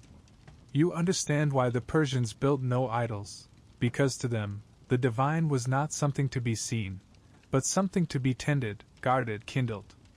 You look into the flame. For a moment you see faces, Cyrus, Darius, nameless priests, soldiers, shepherds, artisans, all of them reflections of the same eternal story. All of them still fighting, in their way, to keep the lie at bay. The fire crackles softly, throwing sparks into the night air. Each spark rises, glows, and vanishes, but the flame remains. And somewhere beyond the desert, where the royal road disappears into shadow, the immortals are marching. Their armor gleams faintly in the starlight. They, too, are part of this endless balance, the living symbol of endurance. You rise, brush the dust from your hands, and begin to walk again. The wind carries the scent of burning cedar, faint but sure, and the rhythm of your footsteps feels like a heartbeat echoing through the ages. Ahead lies that next vision of Persia, not the empire of spirit alone, but the empire of flesh and iron, the immortals, the unyielding guard of kings. But for now, you move slowly through the quiet desert, beneath a sky alive with stars, and whisper to yourself the prayer that has carried Persia across millennia. Good thoughts. Good words. Good deeds. The simplest of weapons, and the strongest of all. The sound reaches you before the sight of them does, a low, rhythmic tremor through the ground, like thunder echoing in the bones of the earth. Dust rises on the horizon, golden in the morning light. And then they appear, a line of soldiers stretching beyond sight, their ranks perfect, their pace unbroken. 10,000 men, moving as one. Their armor gleams with sunlight, scales of polished metal and lacquered leather that ripple like water as they march. Each carries a long spear tipped with iron, a wicker shield, and a short sword curved like the crescent moon. From their belts hang quivers filled with reed arrows fletched with eagle feathers. But it isn't the weapons that strike you, it's the silence. They move without shouting, without the chaos of ordinary armies. Their discipline is absolute. The only sounds are the measured thud of sandals on packed earth, and the faint hiss of armor against cloth. Even the horses of their commanders step in rhythm, hooves beating the same pulse. These are the Amirtaka, the immortals, the elite core of the Persian army, protectors of the King of Kings. To the Greeks, they will become legend, men whose numbers never fall below 10,000, for each who falls is replaced immediately, so that their strength seems eternal. To Persia, they are not myth, but symbol, the living image of what the empire believes itself to be, enduring, unified, and alive with purpose. You stand at the roadside as they pass, and you can feel the weight of history in their presence. Each man wears the same uniform, the same expression, but beneath that sameness lies a quiet individuality. They come from across the empire, from the mountains of Media, the plains of Persia, the valleys of Bactria, the deserts of Parthia, yet they march as brothers. The empire's diversity, woven into a single body. At their head rides a commander, tall, bearded, his robe dyed the deep crimson reserved for the royal household. His armor is not gold, but dark steel, simple and immaculate. In his hand he carries not a sword, but a staff tipped with silver, a sign that he commands not through fear, but through order. Behind him, the ranks continue, wave after wave of polished bronze and patterned fabric. The officers wear necklaces of gold, their spears adorned with pomegranate finials, symbols of unity and life. When the wind shifts, you catch the faint scent of oil and sweat, of leather baked by the sun. Their banner, a great square of embroidered silk, flutters above them, bearing the image of a golden eagle clutching a ring in its talons. The Faravahar, the winged symbol of divine favor, glows in the light like a living flame. They are not marching to war today. This is a procession, a review before the king, a renewal of oath and loyalty. You follow them along the road to a wide plain near Persepolis where thousands have gathered. The sky is a perfect blue bowl. The mountains ring the horizon in a haze of light. Drums sound, deep and slow, echoing off the cliffs. At the center of the field stands a raised platform draped in crimson. Upon it sits the King of Kings, perhaps Xerxes now, Darius's son, flanked by priests and courtiers. Before him, the immortals form their lines, their spears gleaming like reeds in sunlight. The ceremony begins with silence. Then, at a signal, the first rank kneels. The second follows, and the next, until 10,000 men are bowed before the throne, their shields resting on the ground, their heads lowered. The king rises. His voice carries across the plain, clear and resonant. "You are the hands of Persia," he says. "You guard her truth, her peace, her flame. As long as you stand, the world shall not fall into shadow." He lifts a small brazier from beside the throne, holds it high. The fire burns steady, pure, white. "As this fire does not die," he says, "so shall your courage endure. Let the lie find no foothold among you. Let your hearts burn with the light of Ahura Mazda." The men raise their spears in salute, the sunlight flashing in a single vast wave. For a moment it is blinding, as if the sun itself has descended to touch the earth. This is not pageantry. It is sacrament. For the immortals are not merely soldiers. They are the guardians of balance, the physical embodiment of Asha, the cosmic order. Their presence at the king's side is a reminder that power, like fire, must always be watched, tended, and disciplined. Without them, the empire would be vulnerable to its own chaos. In battle, their discipline borders on the miraculous. Herodotus, who will one day write of them with awe, says they fought in silence, their lines never breaking, their shields overlapping like scales. When one fell, another stepped forward instantly, seamless as breath. To their enemies, it seemed as if they could not die, hence their name. But immortality, for them, is not about never dying.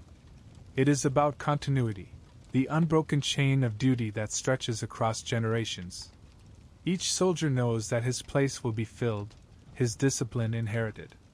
In this way, the immortals mirror the empire itself. Individuals may fade, but the order they serve remains eternal. You walk among them now, moving between the tents of their encampment as the sun sinks low. The smell of cooked barley and roasted lamb drifts through the air. The men sit in small circles, polishing weapons, telling stories, laughing softly. Their camaraderie is easy, unforced, a quiet pride that does not need to boast. Near the center of camp, a fire burns in a bronze basin. One by one, the soldiers rise, remove a pinch of dried cedar from a pouch, and drop it into the flame. They whisper prayers not for victory, but for endurance, for the strength to fight without hatred, to hold their line without fear. A young recruit, barely more than a boy, hesitates before the fire. His hands shake. The veteran beside him places a steadying hand on his shoulder. "Remember," he murmurs, "we fight to keep the world in order. Not to destroy, but to preserve."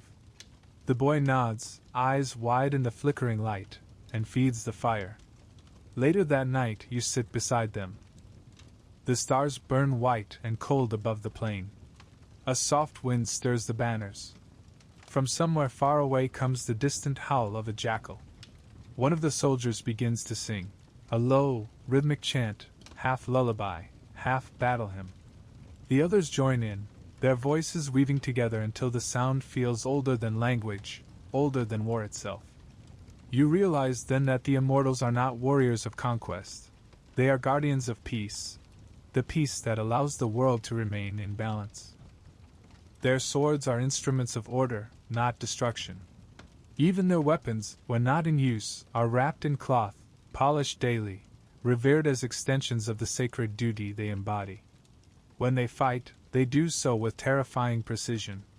But between battles, they farm, they study, they pray. Some are artisans, sculptors, scribes.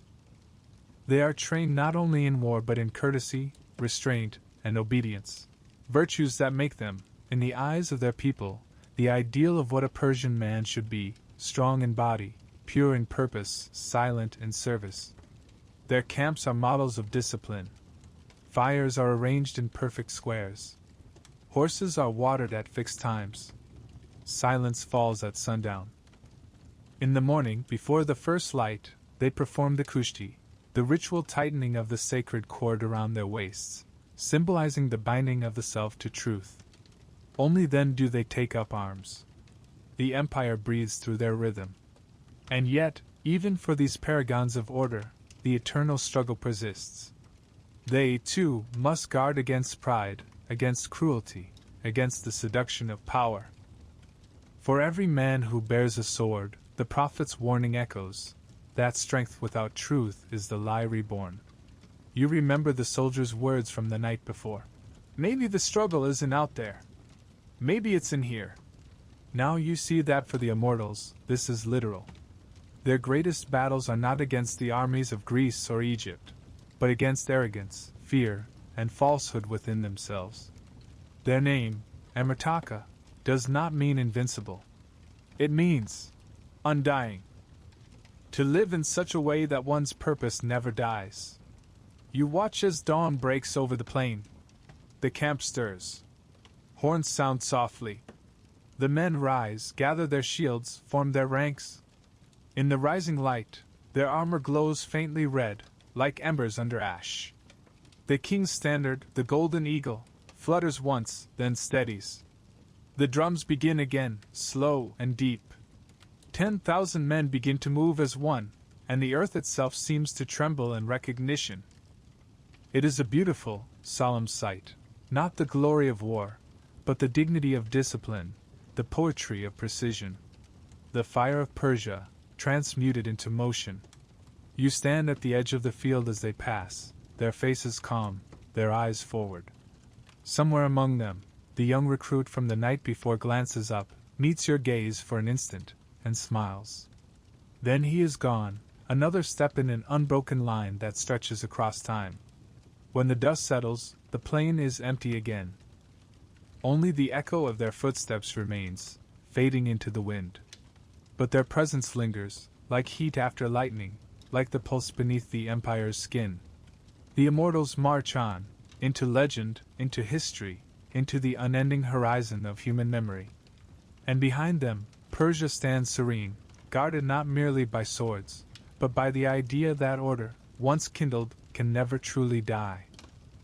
You turn eastward, toward the long road that binds all this together, the arteries of empire, the veins through which its lifeblood flows. The sound of distant hoofbeats begins again, faint and steady. The royal road awaits. And as you set out once more, the wind carries a whisper, perhaps from the soldiers themselves, perhaps from the spirit of the land. Discipline is immortality. Truth is our armor. Light is our home.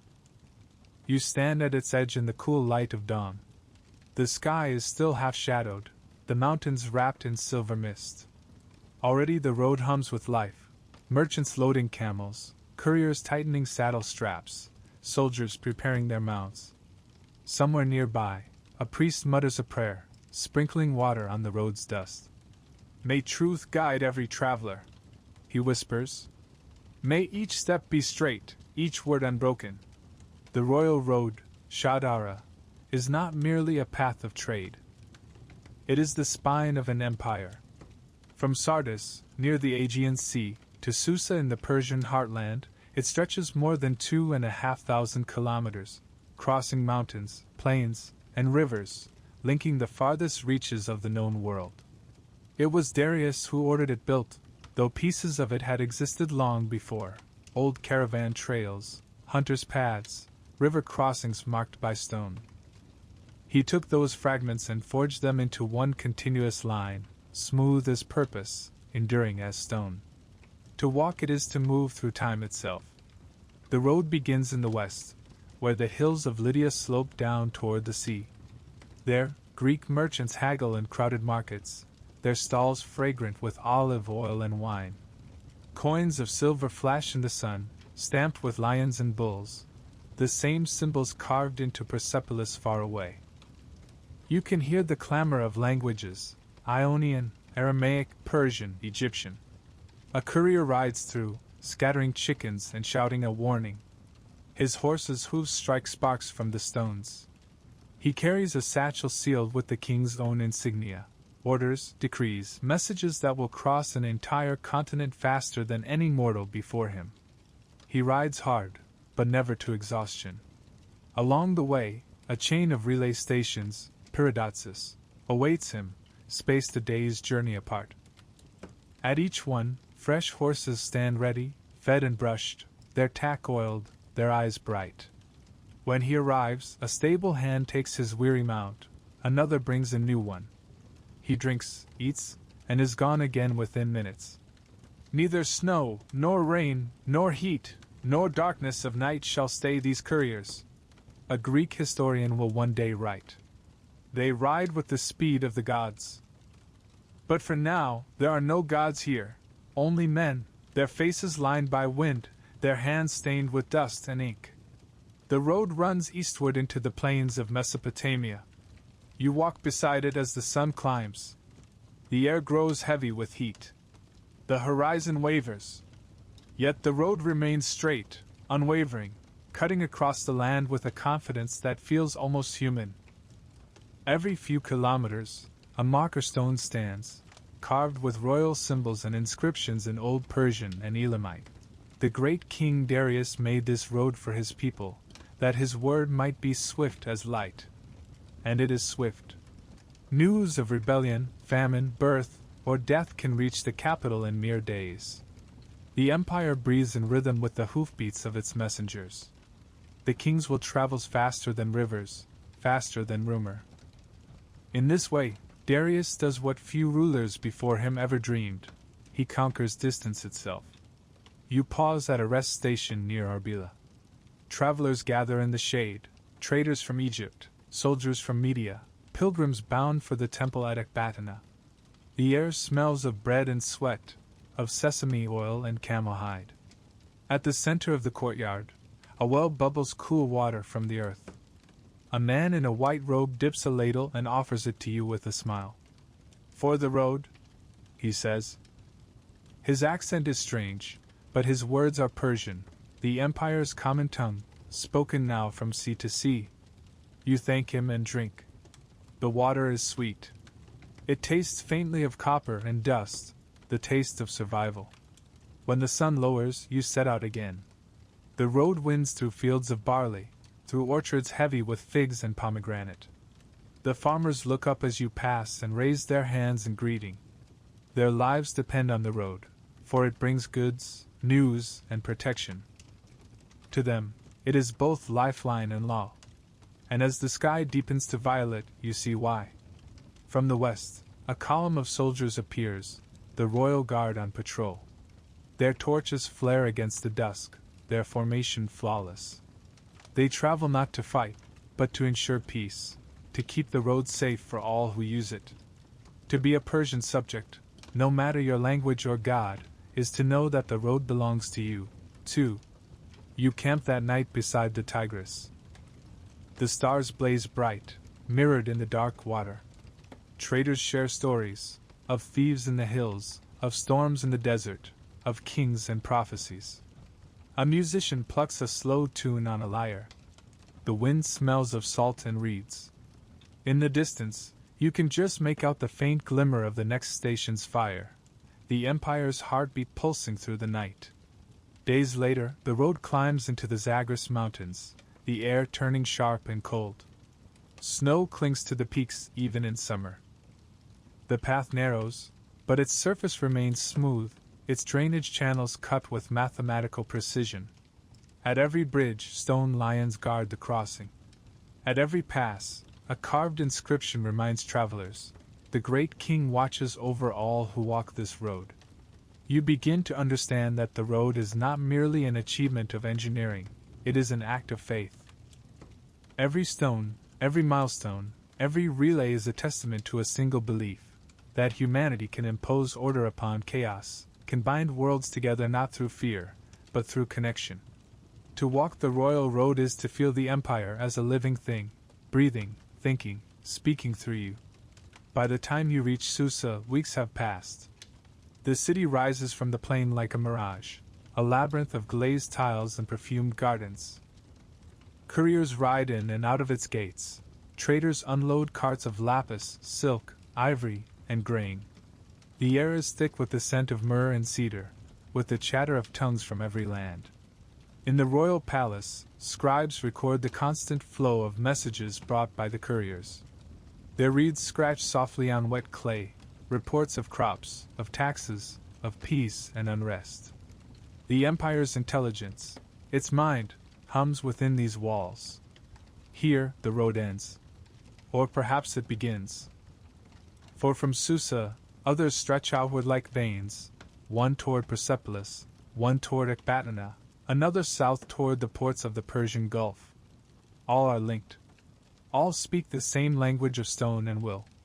You stand on the palace terrace and look back westward. The road is invisible from here, swallowed by distance, but you can feel it, a taut thread connecting every mountain and river, every market and temple, every human heart under Persian rule. And beneath that sense of order lies something softer, mercy.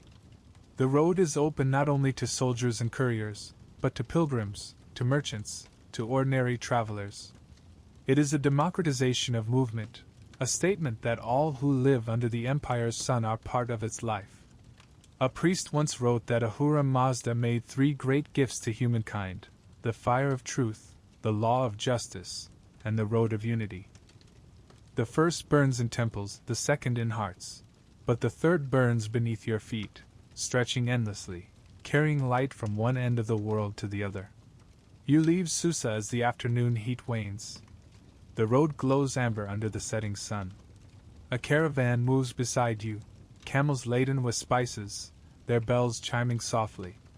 Children walk alongside their parents, faces shaded by veils. They sing as they go, a simple tune about distance and return. The melody rises and falls with the rhythm of footsteps. It sounds like the heartbeat of the empire. By night, fires bloom along the road like stars fallen to earth. Couriers ride between them, shadows in motion. The empire never truly sleeps, it only breathes slower. Even now, letters are being written, orders dispatched, maps drawn. And in the silence between hoofbeats, you can almost hear the whisper of eternity, the sound of a civilization speaking to itself across centuries. It is strange to think that a road, something so practical, so mundane, could carry such sacred weight. Yet it does. For the Persians, movement itself was holy.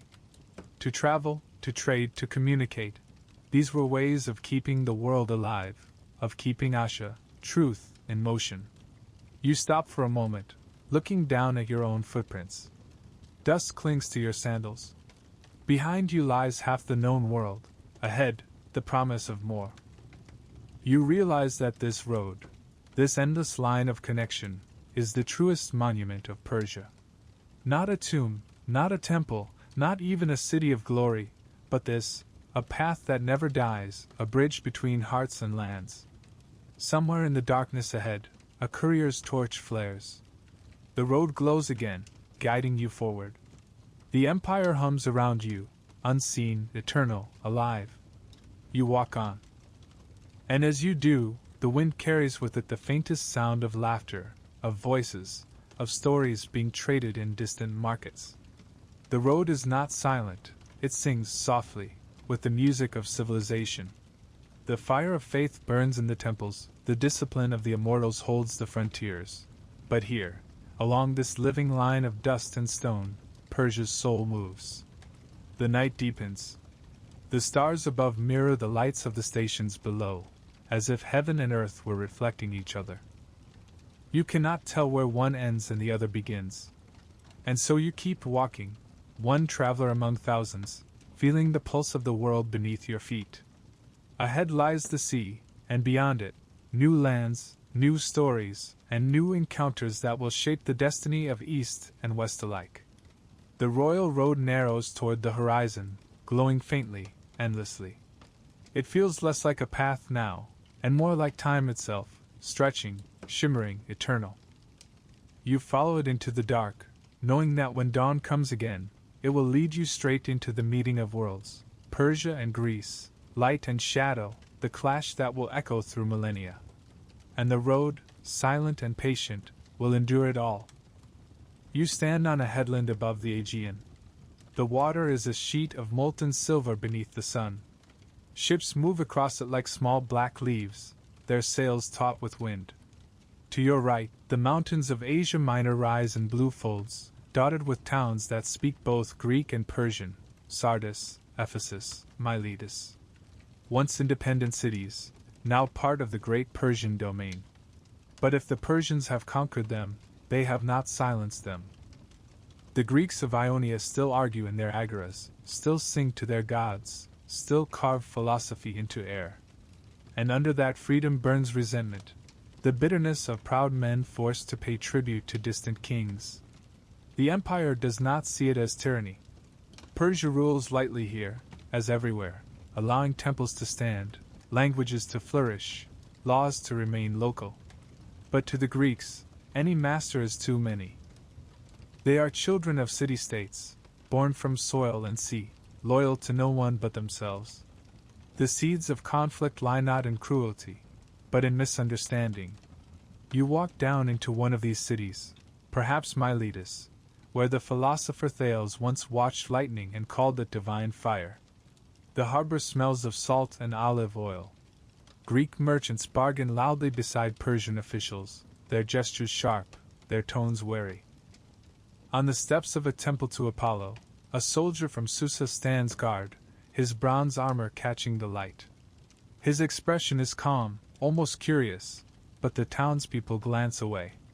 To them, he is not protector but reminder. And somewhere in the crowd, a young man whispers, "We must be free again." Rebellion, when it comes, spreads like wine through dry grass. The Ionian revolt begins, small at first, a flare of pride, a refusal to pay tribute. The cities rise together, calling for aid from their kin across the sea. From Athens comes a handful of ships, small, symbolic, but enough to set history in motion. The Persians, patient as always, respond not with rage but with order. Satraps summon reinforcements, couriers race along the royal road, messages reach the palace at Susa. When Darius hears of it, he does not shout.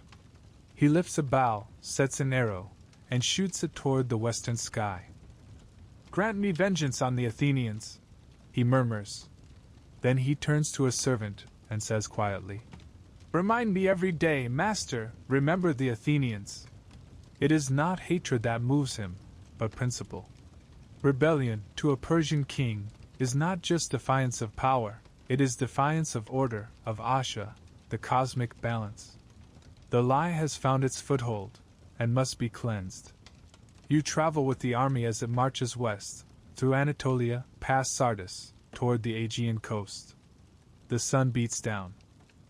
Spears flash in waves. The immortals move at the center, their banners bright against the pale hills. Behind them, engineers build pontoon bridges across rivers, carpenters cut timbers, cooks bake bread in portable clay ovens. The Persian army is not chaos, it is civilization on the move.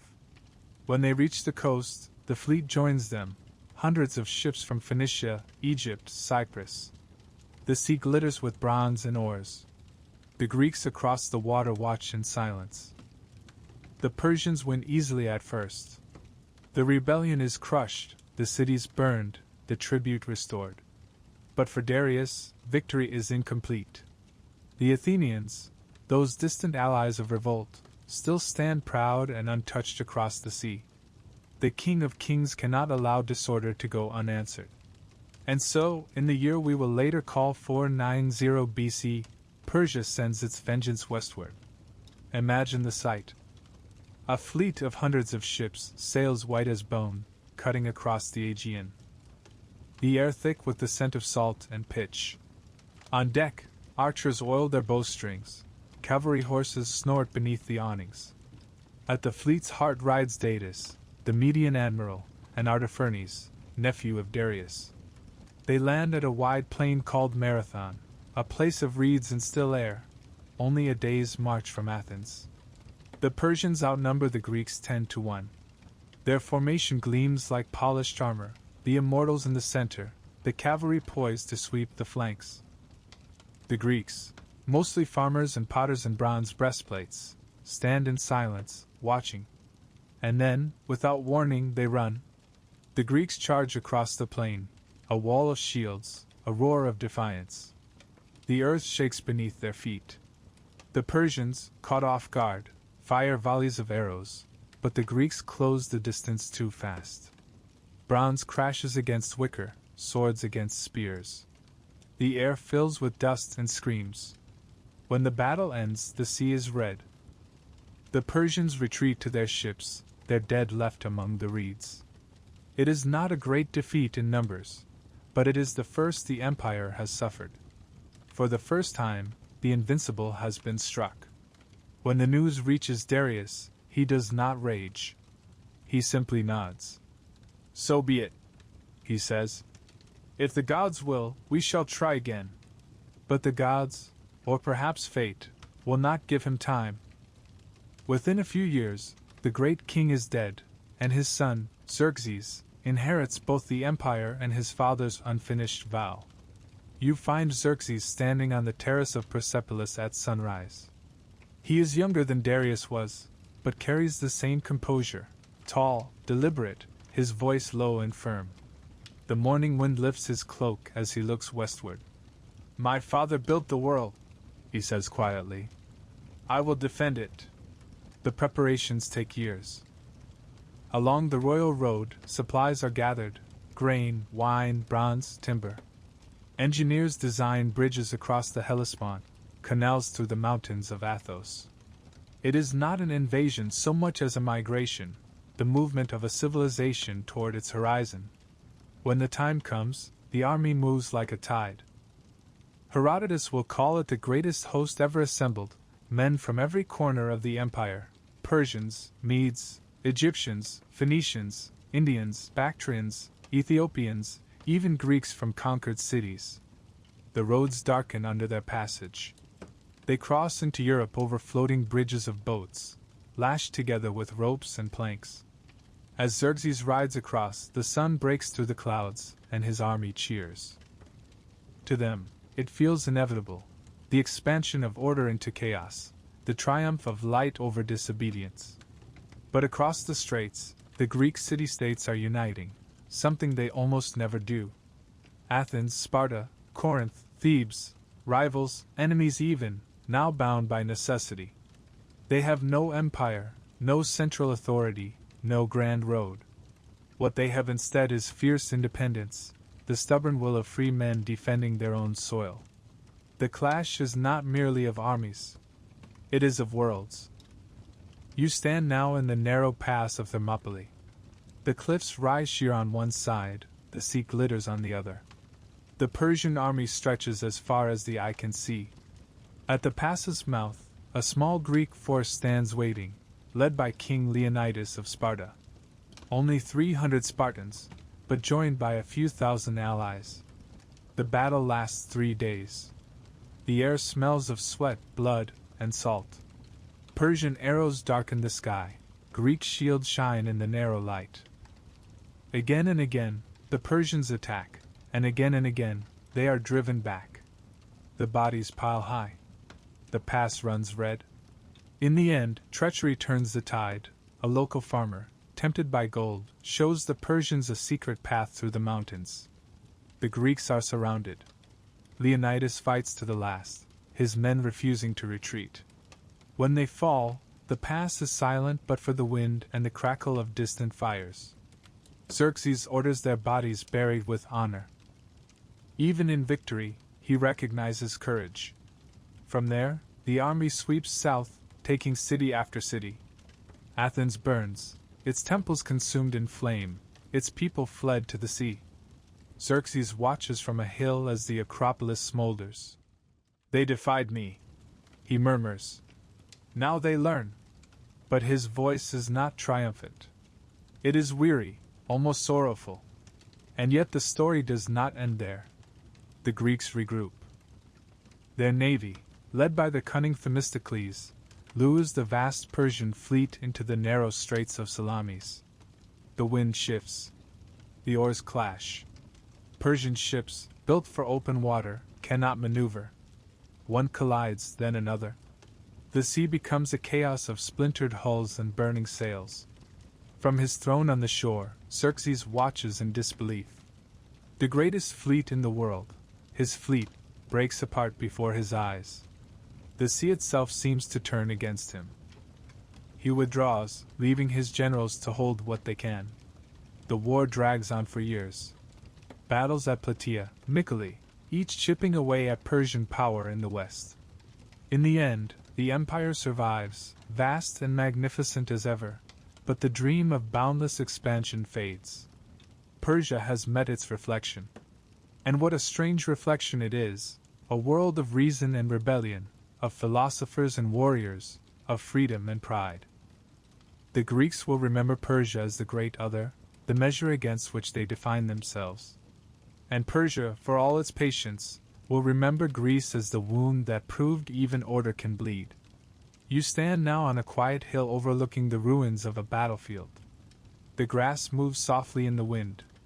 The bones are gone, the stones remain. Was this clash inevitable? Perhaps. Every empire must meet its shadow, its equal in spirit, its opposite in soul. For Persia, that shadow was Greece. Yet even in conflict, there is connection. The Greeks will borrow Persian customs, their roads, their couriers, their art.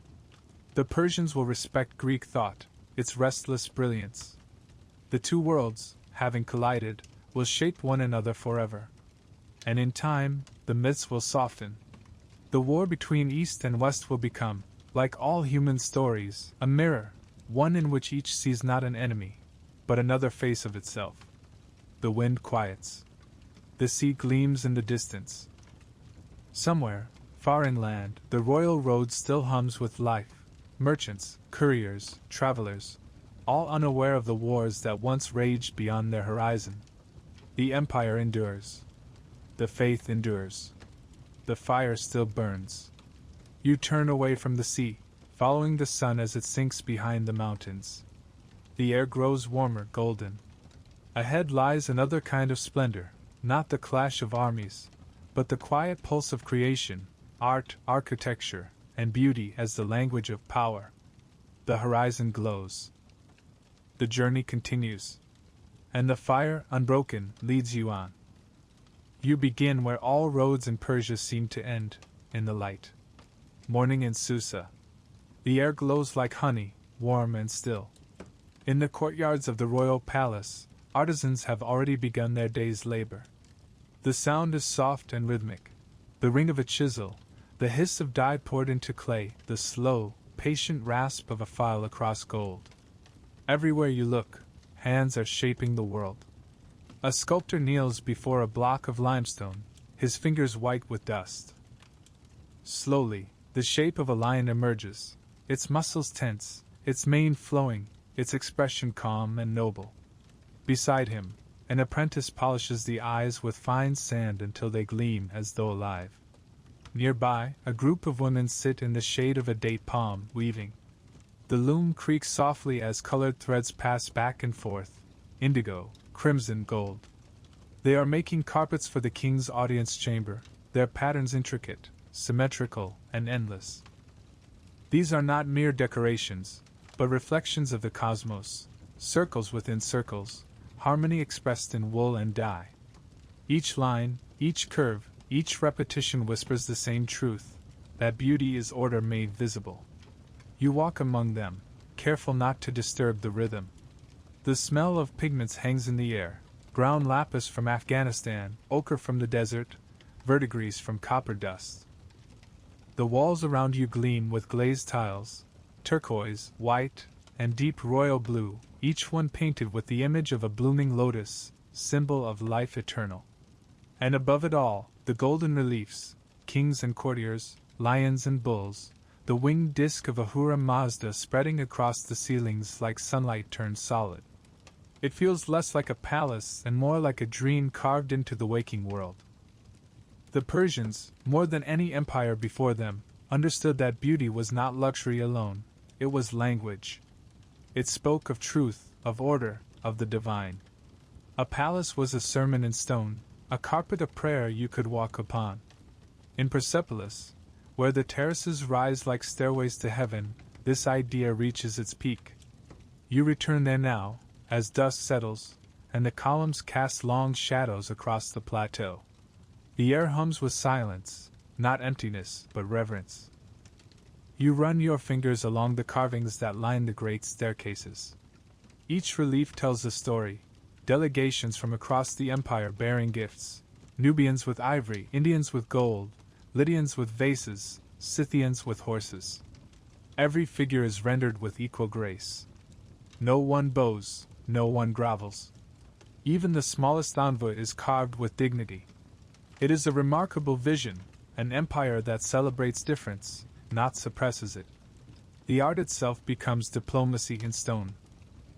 Inside the halls, the walls shimmer with glazed brick, lions mid-stride, their manes rippling in waves of gold. They seem to move when the torches flicker. Along the ceilings, cedar beams are painted with stars and flowers, each detail precise, deliberate. Nothing here is random. Even beauty must obey order. At night, when the moonlight floods the terraces, Persepolis glows faintly blue, as if lit from within. The stones themselves seem alive, each bearing the touch of craftsmen who came from every corner of the empire. You imagine them: Babylonian masons, Egyptian goldsmiths, Ionian sculptors, all working side by side, their languages mingling in the hot air. Art here is not national, it is universal. It is the meeting of worlds. You leave the capital and travel along the royal road once more, stopping in smaller cities: Pasargadae, Ecbatana, Susa, each with its own voice, its own style.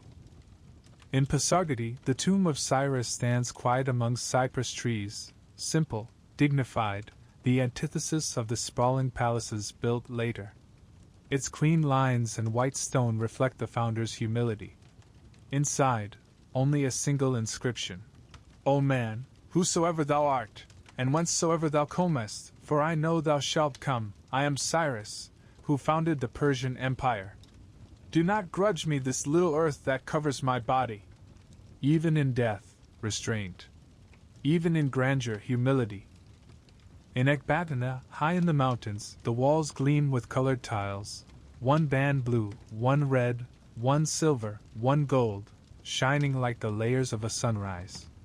The city is said to smell perpetually of snow and cedar, its markets rich with fur, wine, and lapis. Artists here carve intricate ivory boxes and metalwork so fine it looks like lace.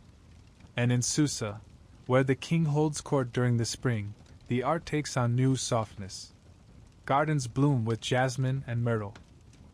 Water flows through narrow channels, cooling the courtyards. The Persians called these gardens Pyridiza, enclosed paradise. Later, the word will travel far, changing tongues, and become paradise itself. To walk in these gardens is to step into a living painting, a space of symmetry and sound, running water, birdsong, the rustle of leaves in the wind. The garden is both pleasure and philosophy, an embodiment of cosmic balance. Every tree, every flower, every reflection in the pool represents harmony between man and creation. In this world, art is never idle. It teaches, it reminds, it purifies. The luxury of Persia was famed across the ancient world, yet it was never vulgar. To a Persian noble, refinement was a virtue, a discipline as rigorous as courage in battle. You see it in their clothing, robes woven of fine linen, dyed in indigo and crimson, embroidered with threads of silver. The fabric falls in heavy folds, the patterns repeating like music. Even the simplest tunic carries meaning, the symmetry of its weave reflecting the order of the cosmos. Jewelry glitters at wrists and throats, gold in the shape of lions, eagles, and lotus flowers. Rings bear the royal seal of Ahura Mazda. The Persians believed that beauty, properly worn, honored the divine. Excess was not sin, but negligence of proportion was. Harmony in all things, that was the ideal. In the royal treasury, gold flows like water, yet it is not hoarded for vanity. Much of it is melted, reshaped, given as gifts. Darius and Xerxes are known to reward loyalty with jewelry and silks, to decorate temples with lapis and ivory.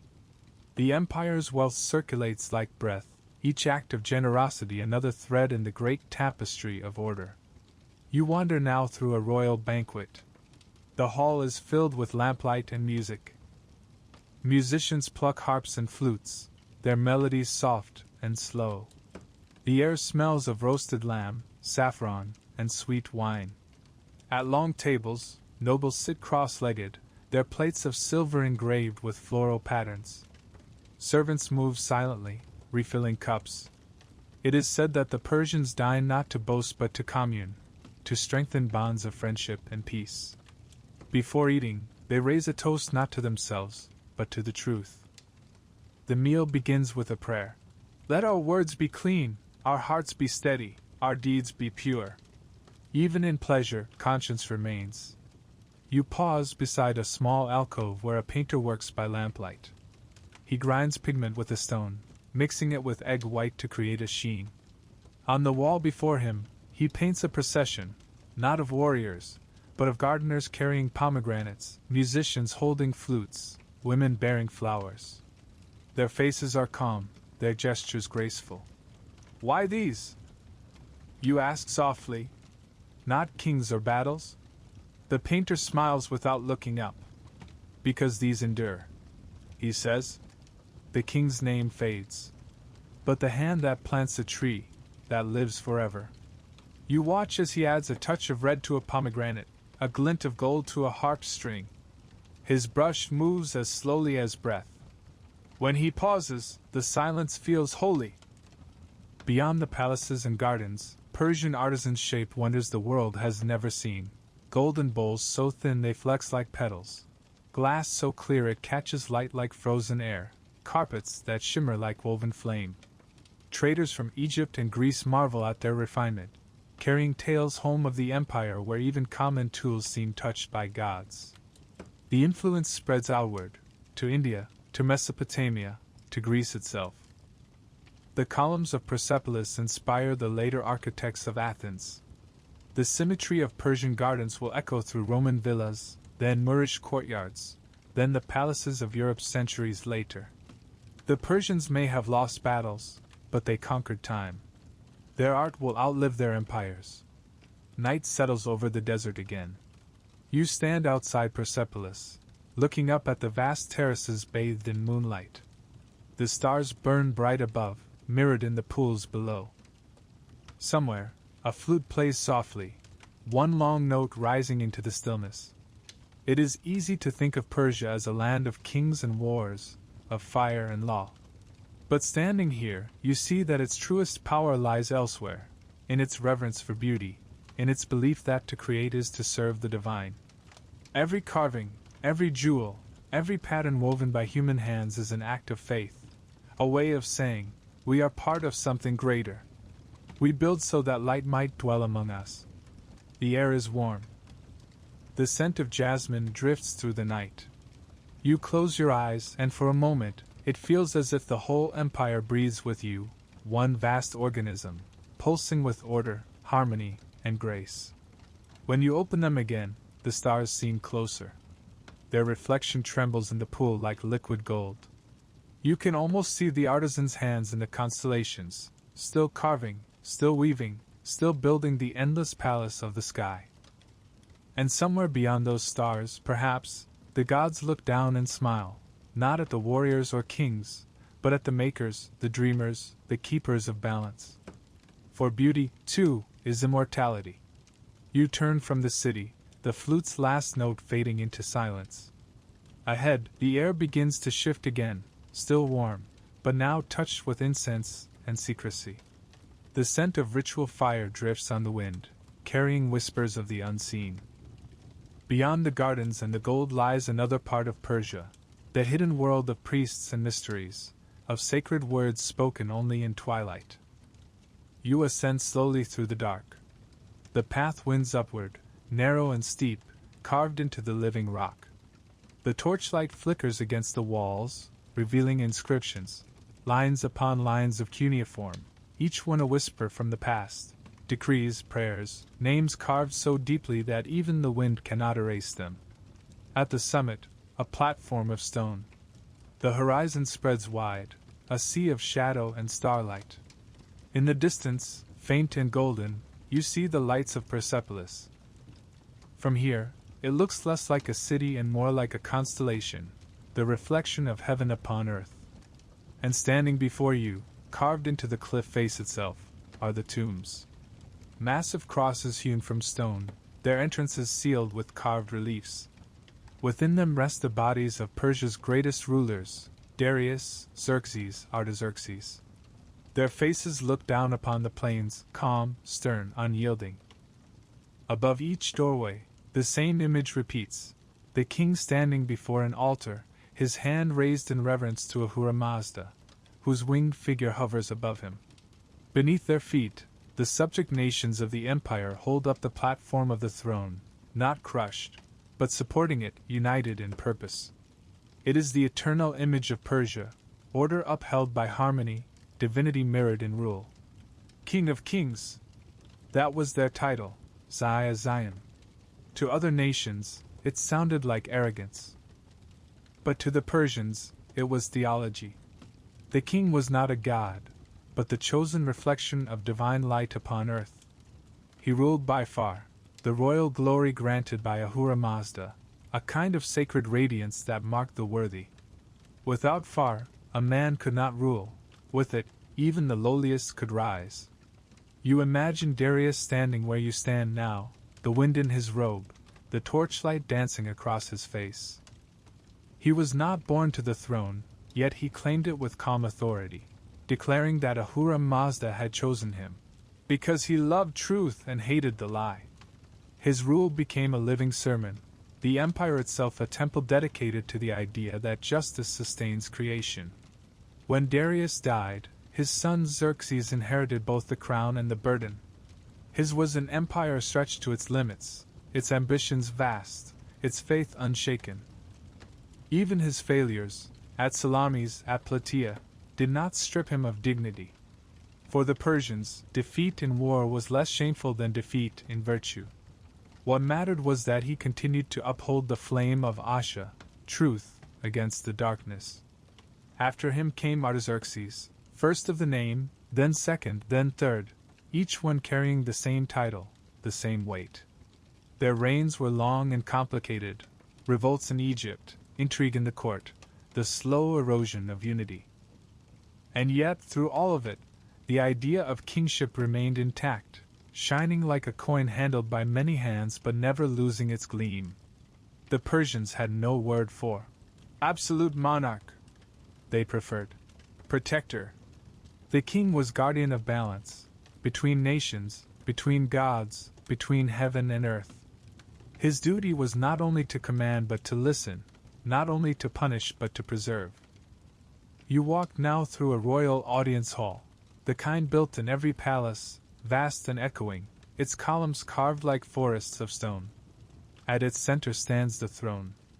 It is raised, but not unreachable, adorned, but not ostentatious. On its arms, the heads of lions, symbols of strength restrained by wisdom. A group of courtiers approaches, satraps, generals, priests, envoys from distant lands. Each bows in turn, touching forehead to ground, then stands to speak. The king listens. He speaks rarely, but when he does, his words carry the weight of law. His decisions are not arbitrary. Behind each one lies ritual, consultation with magi, reflection upon omens, prayers before the sacred fire. For the Persians, governance was a form of worship. To judge rightly was to maintain the world's balance. When the king pronounces judgment, the priests pour libations to Ahura Mazda. The air fills with the scent of frankincense and cedar. A scribe steps forward, recording the decree in cuneiform. The clay tablet, still warm, will travel the royal road to every province. Within days, its words will be known from the Nile to the industry order, rippling outward from one man's voice. But beneath the splendor of ceremony lies the human heart, beating, fragile, uncertain. You imagine Xerxes again, late at night, alone in his chambers. The lamps burn low. The city sleeps. He stands by the window, looking out at the desert. His reflection shimmers in the polished bronze of the wall. King of kings, he murmurs, tasting the words like a question. How long does light endure? He knows that glory fades. Empires rise and fall like waves. The real struggle, the eternal one, is not against rebellion or war, but against forgetfulness. Against the human tendency to drift into shadow. And so he prays softly, not for victory, but for remembrance. Let me keep faith, he whispers. Let me hold the light until morning. Kingship in Persia was not inherited by blood alone. It was tested, renewed, sanctified. Each new ruler underwent the coronation rite at Pasargadae, the resting place of Cyrus the Great. There, before the simple stone tomb, the king would kneel and take up the mantle of a humble shepherd's garb, coarse wool, unadorned. He would eat a fig, drink sour milk, and say, I am of the earth. I am servant before I am lord. Only then would he don the royal robes, the ring, the crown of gold. The ceremony reminded all, even the king himself, that power without humility is corruption. That to rule the world, one must first remember what it means to kneel upon its soil. This idea of sacred kingship spread far beyond Persia's borders. The Greeks, who once called these rulers tyrants, would later borrow their language of divine right. The Romans would inherit their symbols, the diadem, the imperial robe, the sunburst crown. Even in medieval Europe, kings would be anointed with oil in imitation of Persian ritual, their thrones designed to echo the old seats of Susa and Persepolis. Persian kingship became not just memory, but model. You descend now from the mountain tombs into the plain below. The dawn is breaking, washing the world in pale gold. Farmers are already at work in the fields, their oxen plowing furrows through the earth. A caravan passes in the distance, its bells chiming softly. Life continues, steady and unbroken, the quiet strength of a people who have learned to endure. And above them, unseen but ever present, the idea of the king still hovers, not as tyrant, not as god, but as symbol of order itself. In the marketplaces, coins bear the image of the ruler's face. On their reverse, the fire altar, the same flame that burns in temples and homes. The message is clear, the king and the fire are one, both sources of light, both in need of tending. You pause beside a stone relief showing a royal hunt. The king, bow drawn, stands in his chariot as a lion leaps toward him. The arrow flies, the lion falls.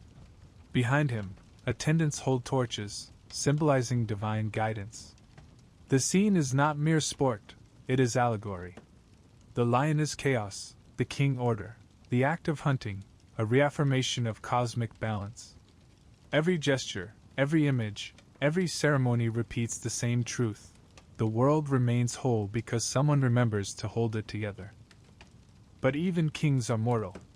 One by one, the great rulers die: Darius, Xerxes, Artaxerxes, each leaving behind palaces, inscriptions, and sons to carry their light. The empire begins to shift, to creak beneath the weight of centuries. New satraps rise, old loyalties fray. The edges of the realm shimmer with unease. And yet, for a long time still, the illusion holds. From afar, Persia looks eternal, its roads smooth, its fires bright, its king serene. The people whisper prayers for their ruler each morning, calling him shadow of the divine. When envoys from Greece and India visit the court at Persepolis, they describe the experience as overwhelming: the fragrance of incense, the glitter of jewels, the gravity of ritual. One Athenian writes, "To stand before the Persian king is to stand in sunlight, blinding, absolute." But those who look closer see the cracks, the strain of succession, the ambitions of generals, the slow dimming of fire. Even sacred light, it seems, must someday flicker. You climb once more to the mountain tombs as evening falls. The sky glows red, then deepens to indigo. The wind moves softly through the cypress trees. Below, the plain stretches endlessly, golden fields, winding rivers, distant fires where villages prepare for night. You look up at the carvings above the tomb of Darius. The king stands eternally before the fire, one hand raised, his face serene. Around him, the world has changed, the languages, the empires, the gods, but his gesture remains. It is not pride you see there. It is duty. The kings of Persia understood something that even their conquerors would later forget: that power without reverence is hollow, and reverence without justice is blind. They ruled vast lands, commanded countless armies, and built cities of unimaginable splendor. But in the end, their greatest work was not conquest. It was continuity. The fire they guarded still burns, not in temples perhaps, but in memory. In the human instinct to build, to preserve, to believe that light can be eternal if tended with care. You stand a while longer, listening to the wind. The torch you carry sputters, then steadies. Below you, Persepolis gleams faintly under the stars, a city both alive and gone, both ruin and dream. And you think of that title once more, King of Kings. It no longer sounds like arrogance. It sounds like burden. Like prayer. You turn to descend, and the wind carries a faint murmur, as though the mountains themselves were speaking. Guard the world. Keep it in balance. Let truth endure. The sound fades. The stars brighten. And somewhere beyond the horizon, unseen but approaching, the priests are lighting their fires, the secret guardians of what even kings could not preserve forever. Their rituals wait in the dark, their whispers older than thrones. The wind carries the scent first: cedar smoke, frankincense, a hint of myrrh. Then the sound, a lone murmur of voices, rhythmic and strange, like the breathing of the earth itself. You follow it through the darkness, past the quiet villages sleeping beneath the stars, until the ground begins to rise beneath your feet. The path narrows, bordered by rough stones. Somewhere above, an owl calls. At the top of the ridge, a small stone temple stands open to the sky.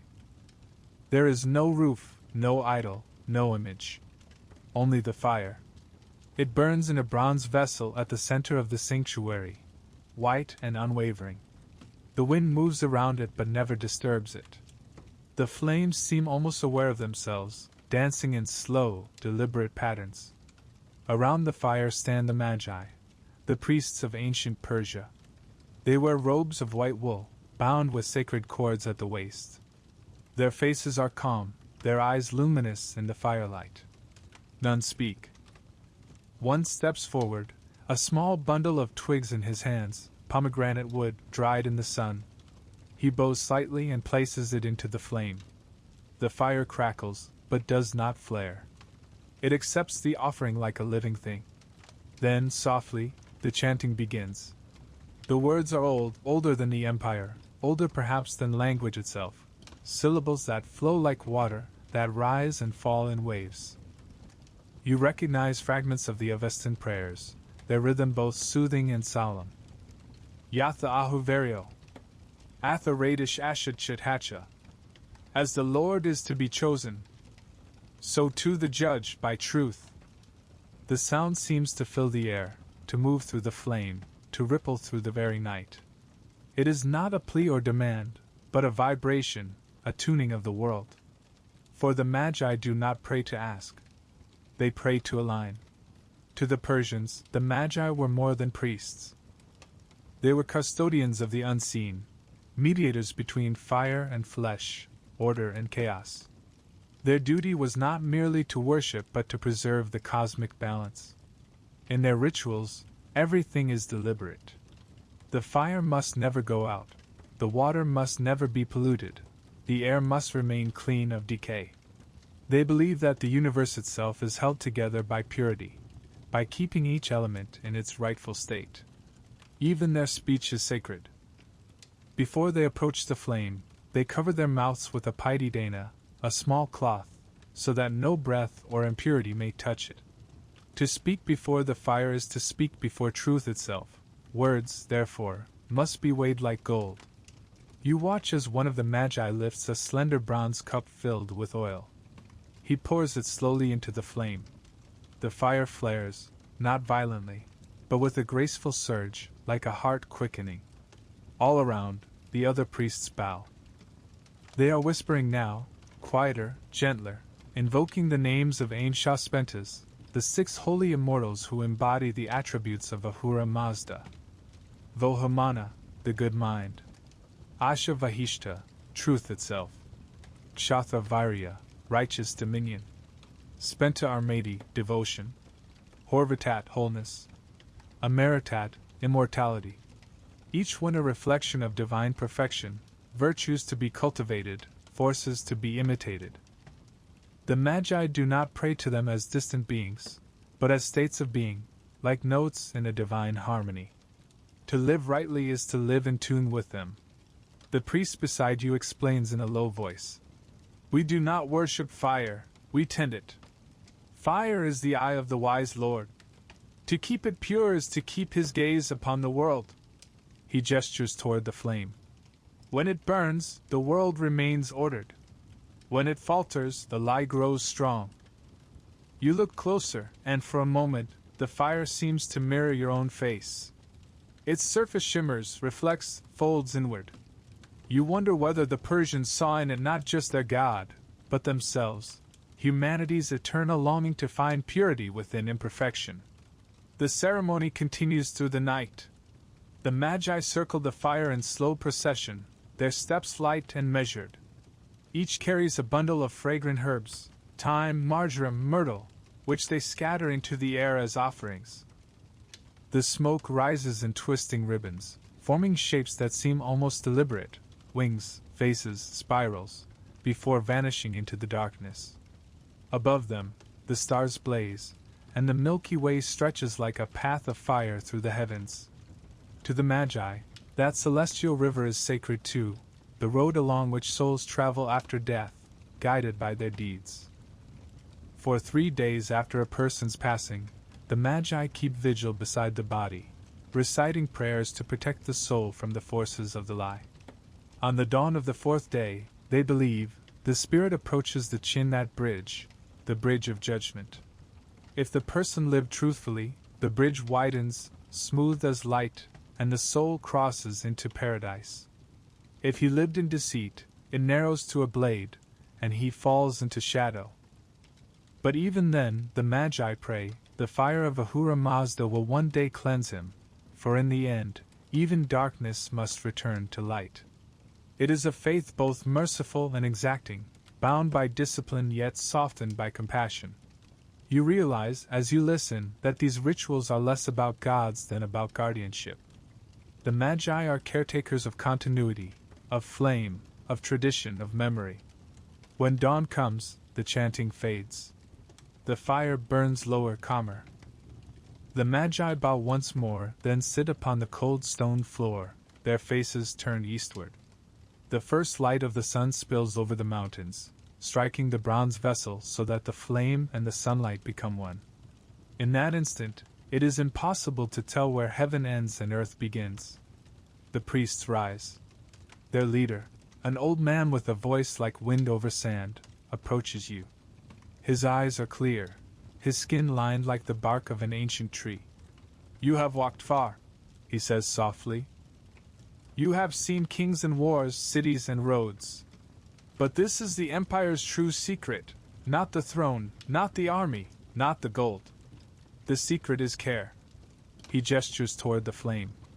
Everything we build, law, art, power, survives only if tended. The world is a fire. It burns bright when watched, and dies when ignored.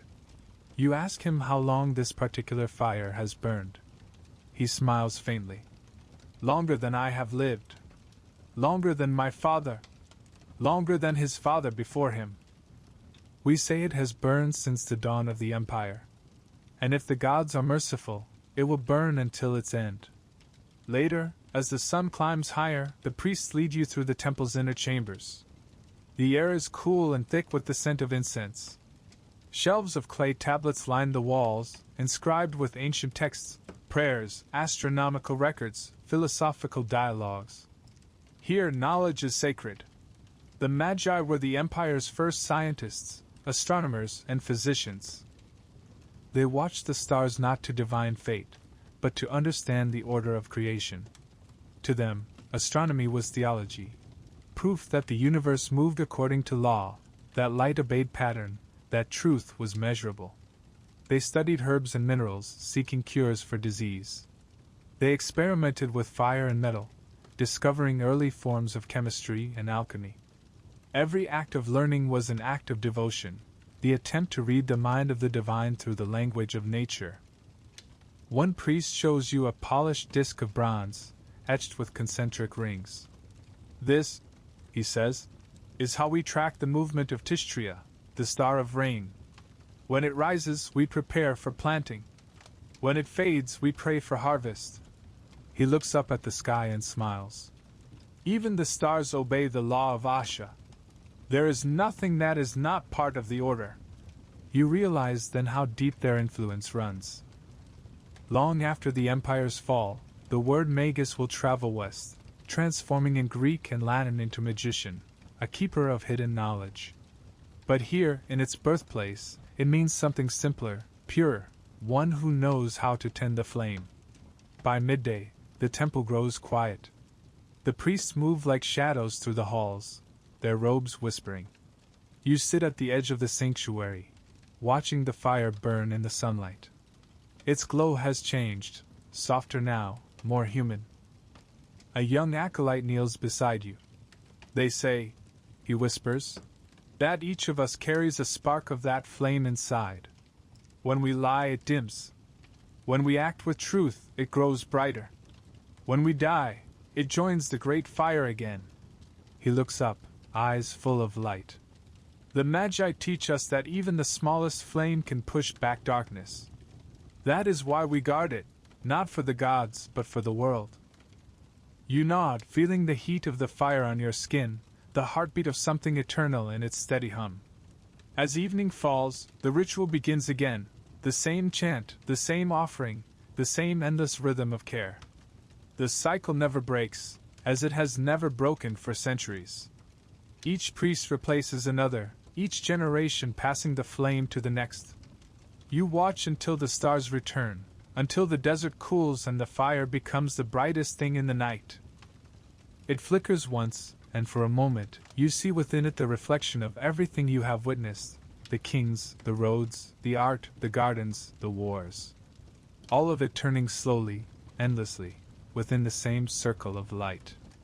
And you understand, this is what the Magi protect, not secrets, but memory. Not power, but balance. Theirs is the empire's most fragile inheritance, and its most enduring. The wind rises, and the old priest lifts his hand as if greeting it. All things pass, he says. All empires fade. But the flame endures. He turns to you, his voice a whisper now. When you leave this place, take its warmth with you. You cannot carry the fire, but you can carry its light. You bow. The fire crackles once, as though in acknowledgement. And as you descend from the mountain, the air cool and still, you look back one last time. The flame glows steady on the ridge, small but unyielding, a beacon against the vast dark. Below, in the valley, the empire sleeps. Its kings lie in their tombs, its roads stretch silent, its palaces shimmer faintly in moonlight. But above them all, that single flame burns, keeping watch, keeping faith. The night deepens. The stars turn slowly overhead. And you walk onward, following that invisible warmth, knowing that even as empires fall, something endures. Ahead lies the shadow of that truth, the beginning of decline, the fall of greatness. But for now, the flame still burns, pure and alive, as it always has. The year is warm, dry, indifferent. The fields near Susa shimmer in heat, the rivers run slow and shallow. The couriers still ride the royal road, the fire temples still burn, but the rhythm has changed. The once perfect harmony of the empire hums with small dissonances, missed notes, faint cracks. It begins not with invasion, but with complacency. The kings who follow Artaxerxes rule with ceremony, but without the old fervor. The empire is vast now, too vast perhaps.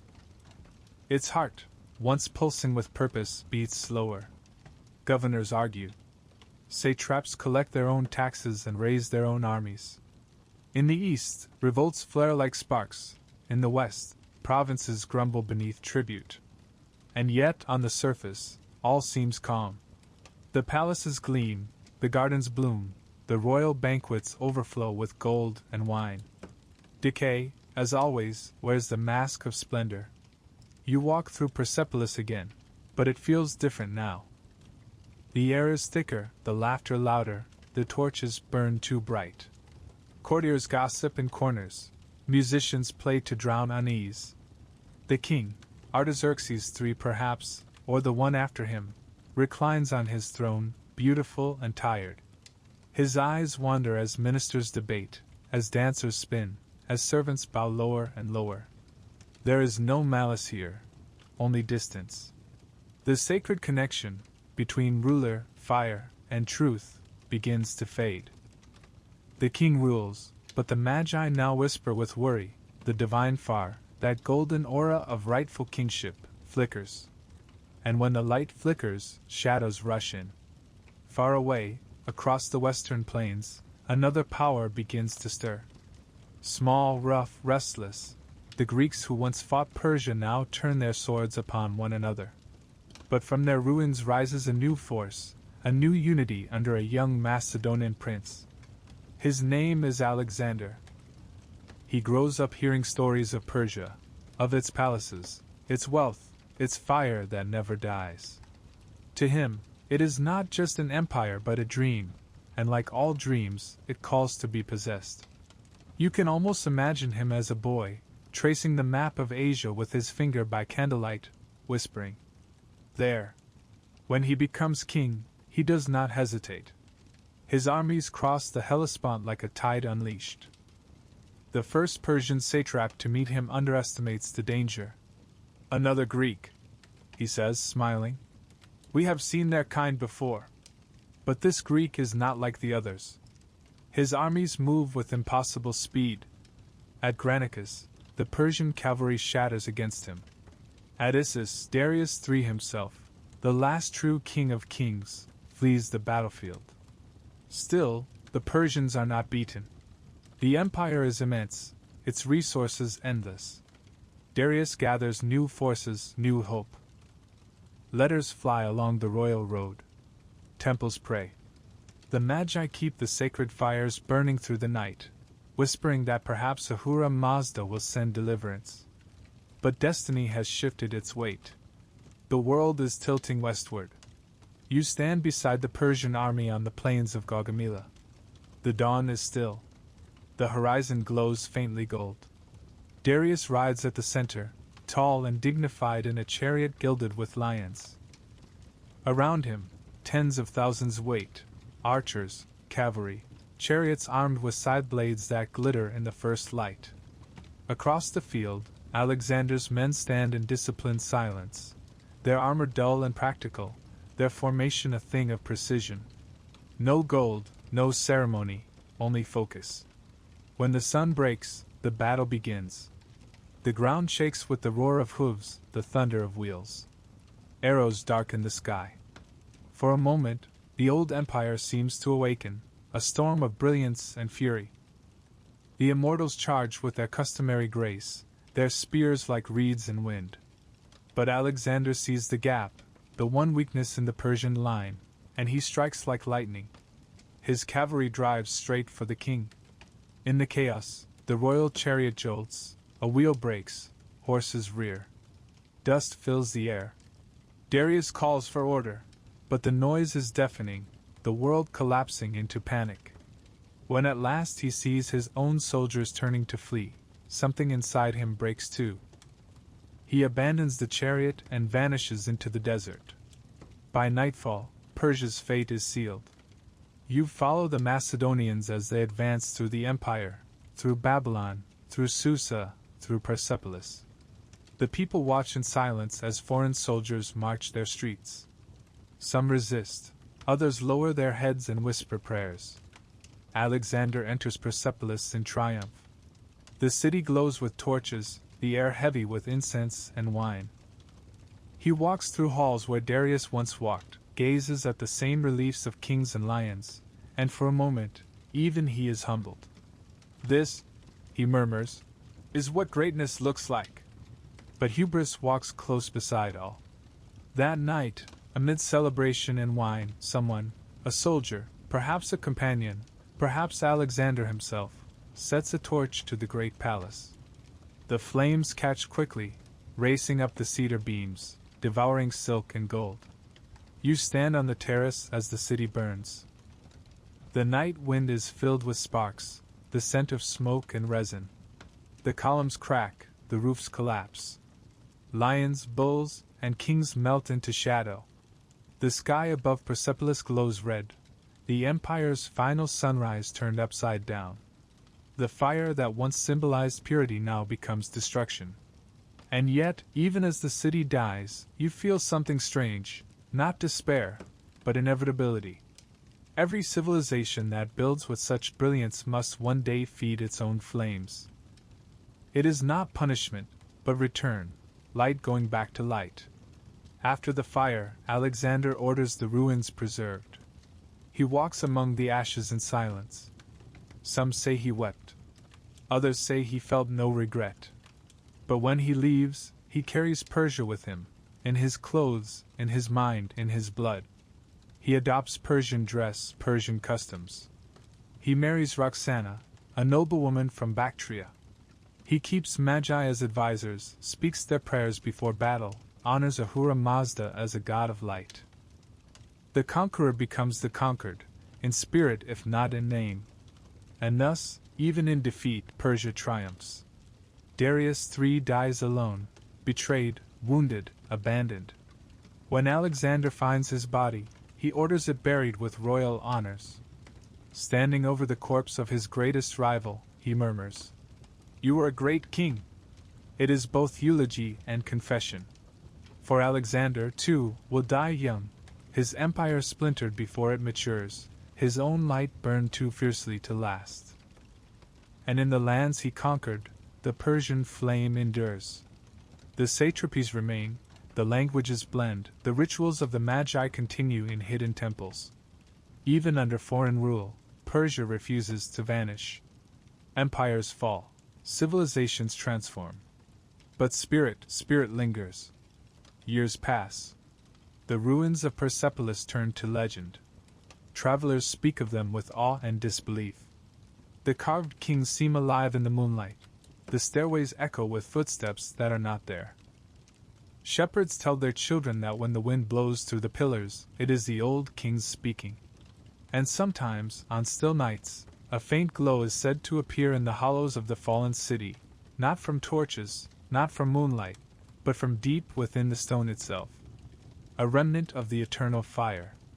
The Magi, scattered but unbroken, still keep their rituals. In mountain shrines, they whisper the old prayers. They tend small flames, hidden from conquerors.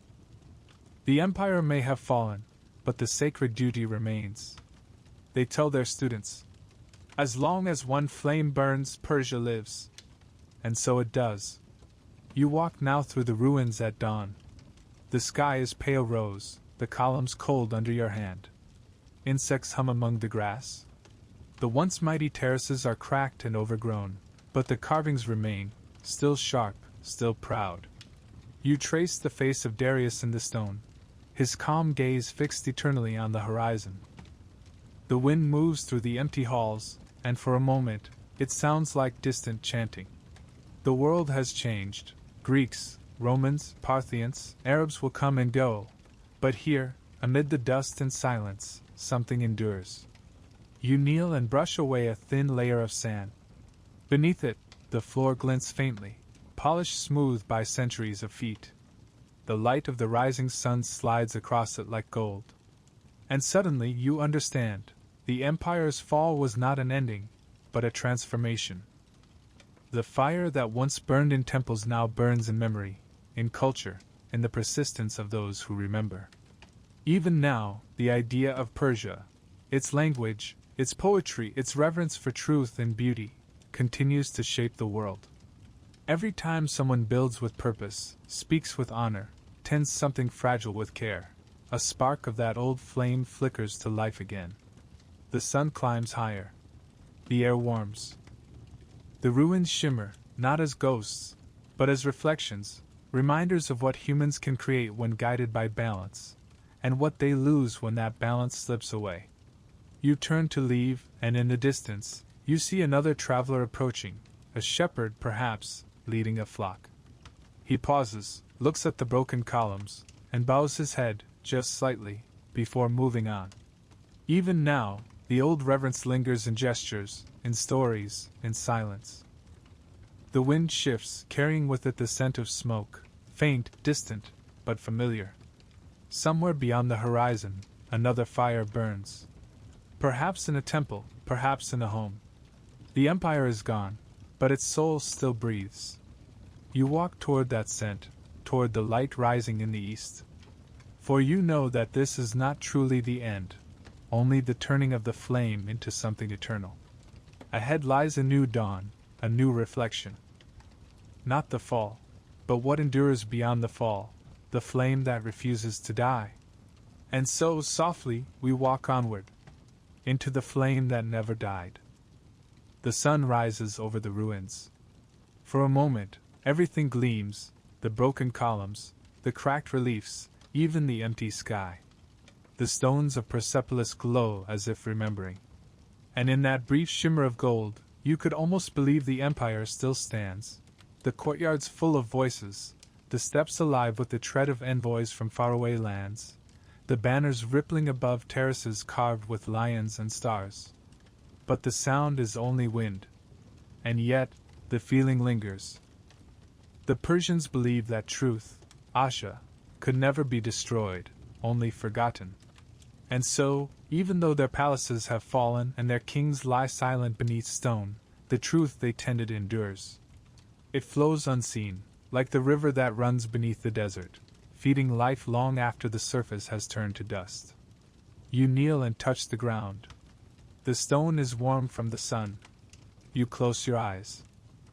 The heat feels familiar, almost human, like the memory of a hand, or a flame cupped gently against the wind. Somewhere deep beneath the earth, the embers of empire still glow. You begin to walk again, leaving the ruins behind. The path winds through fields of wildflowers, their petals the color of ancient dyes, lapis, saffron, crimson. A shepherd passes with his flock. He nods politely, the same gesture that countless Persians have offered travelers for thousands of years. Some things do not change. He carries a small brazier slung from a chain. Inside, a single coal glows red, a portable fire. He sees you glance at it and smiles. "For the tea," he says in Farsi. But the words carry a deeper echo, for the warmth, for the world, for the remembrance. You realize then that the sacred fire of old Persia never truly vanished. It only changed form. It burns now in small, ordinary ways, in hearths, in kitchens, in lamps before family portraits, in the quiet reverence of daily life. You follow the shepherd's path toward a small village nestled against the hills. The roofs are flat and pale, the air alive with the scent of bread baking and smoke from morning fires. A woman sweeps her courtyard, her movements slow and deliberate. Nearby, An old man tends a flame beneath a copper pot, stirring tea leaves with a wooden spoon. They are not magi, not priests, just people. But in their motions, you see the same devotion, the same patience. Inside the village temple, a small fire burns behind glass. It is tended by a white-haired priest in simple robes. The walls are plain, the altar unadorned. He sees you enter and nods. "We keep it alive," he says quietly. "Always. Every day, every hour. For 1,000 years. You ask him why? He smiles. Because it is what we are. The flame flickers, steady and soft. Its light reflects in his eyes, and in yours. Outside, the sky turns deeper blue. Swallows dart through the air. The mountains in the distance shimmer with snow. For a moment you remember the grandeur of the old world, the royal road, the armies, the palaces, the gardens, and you realize that all of it, somehow, has distilled into this simplicity: a fire, a prayer, a cup of tea. Civilizations change, but essence endures.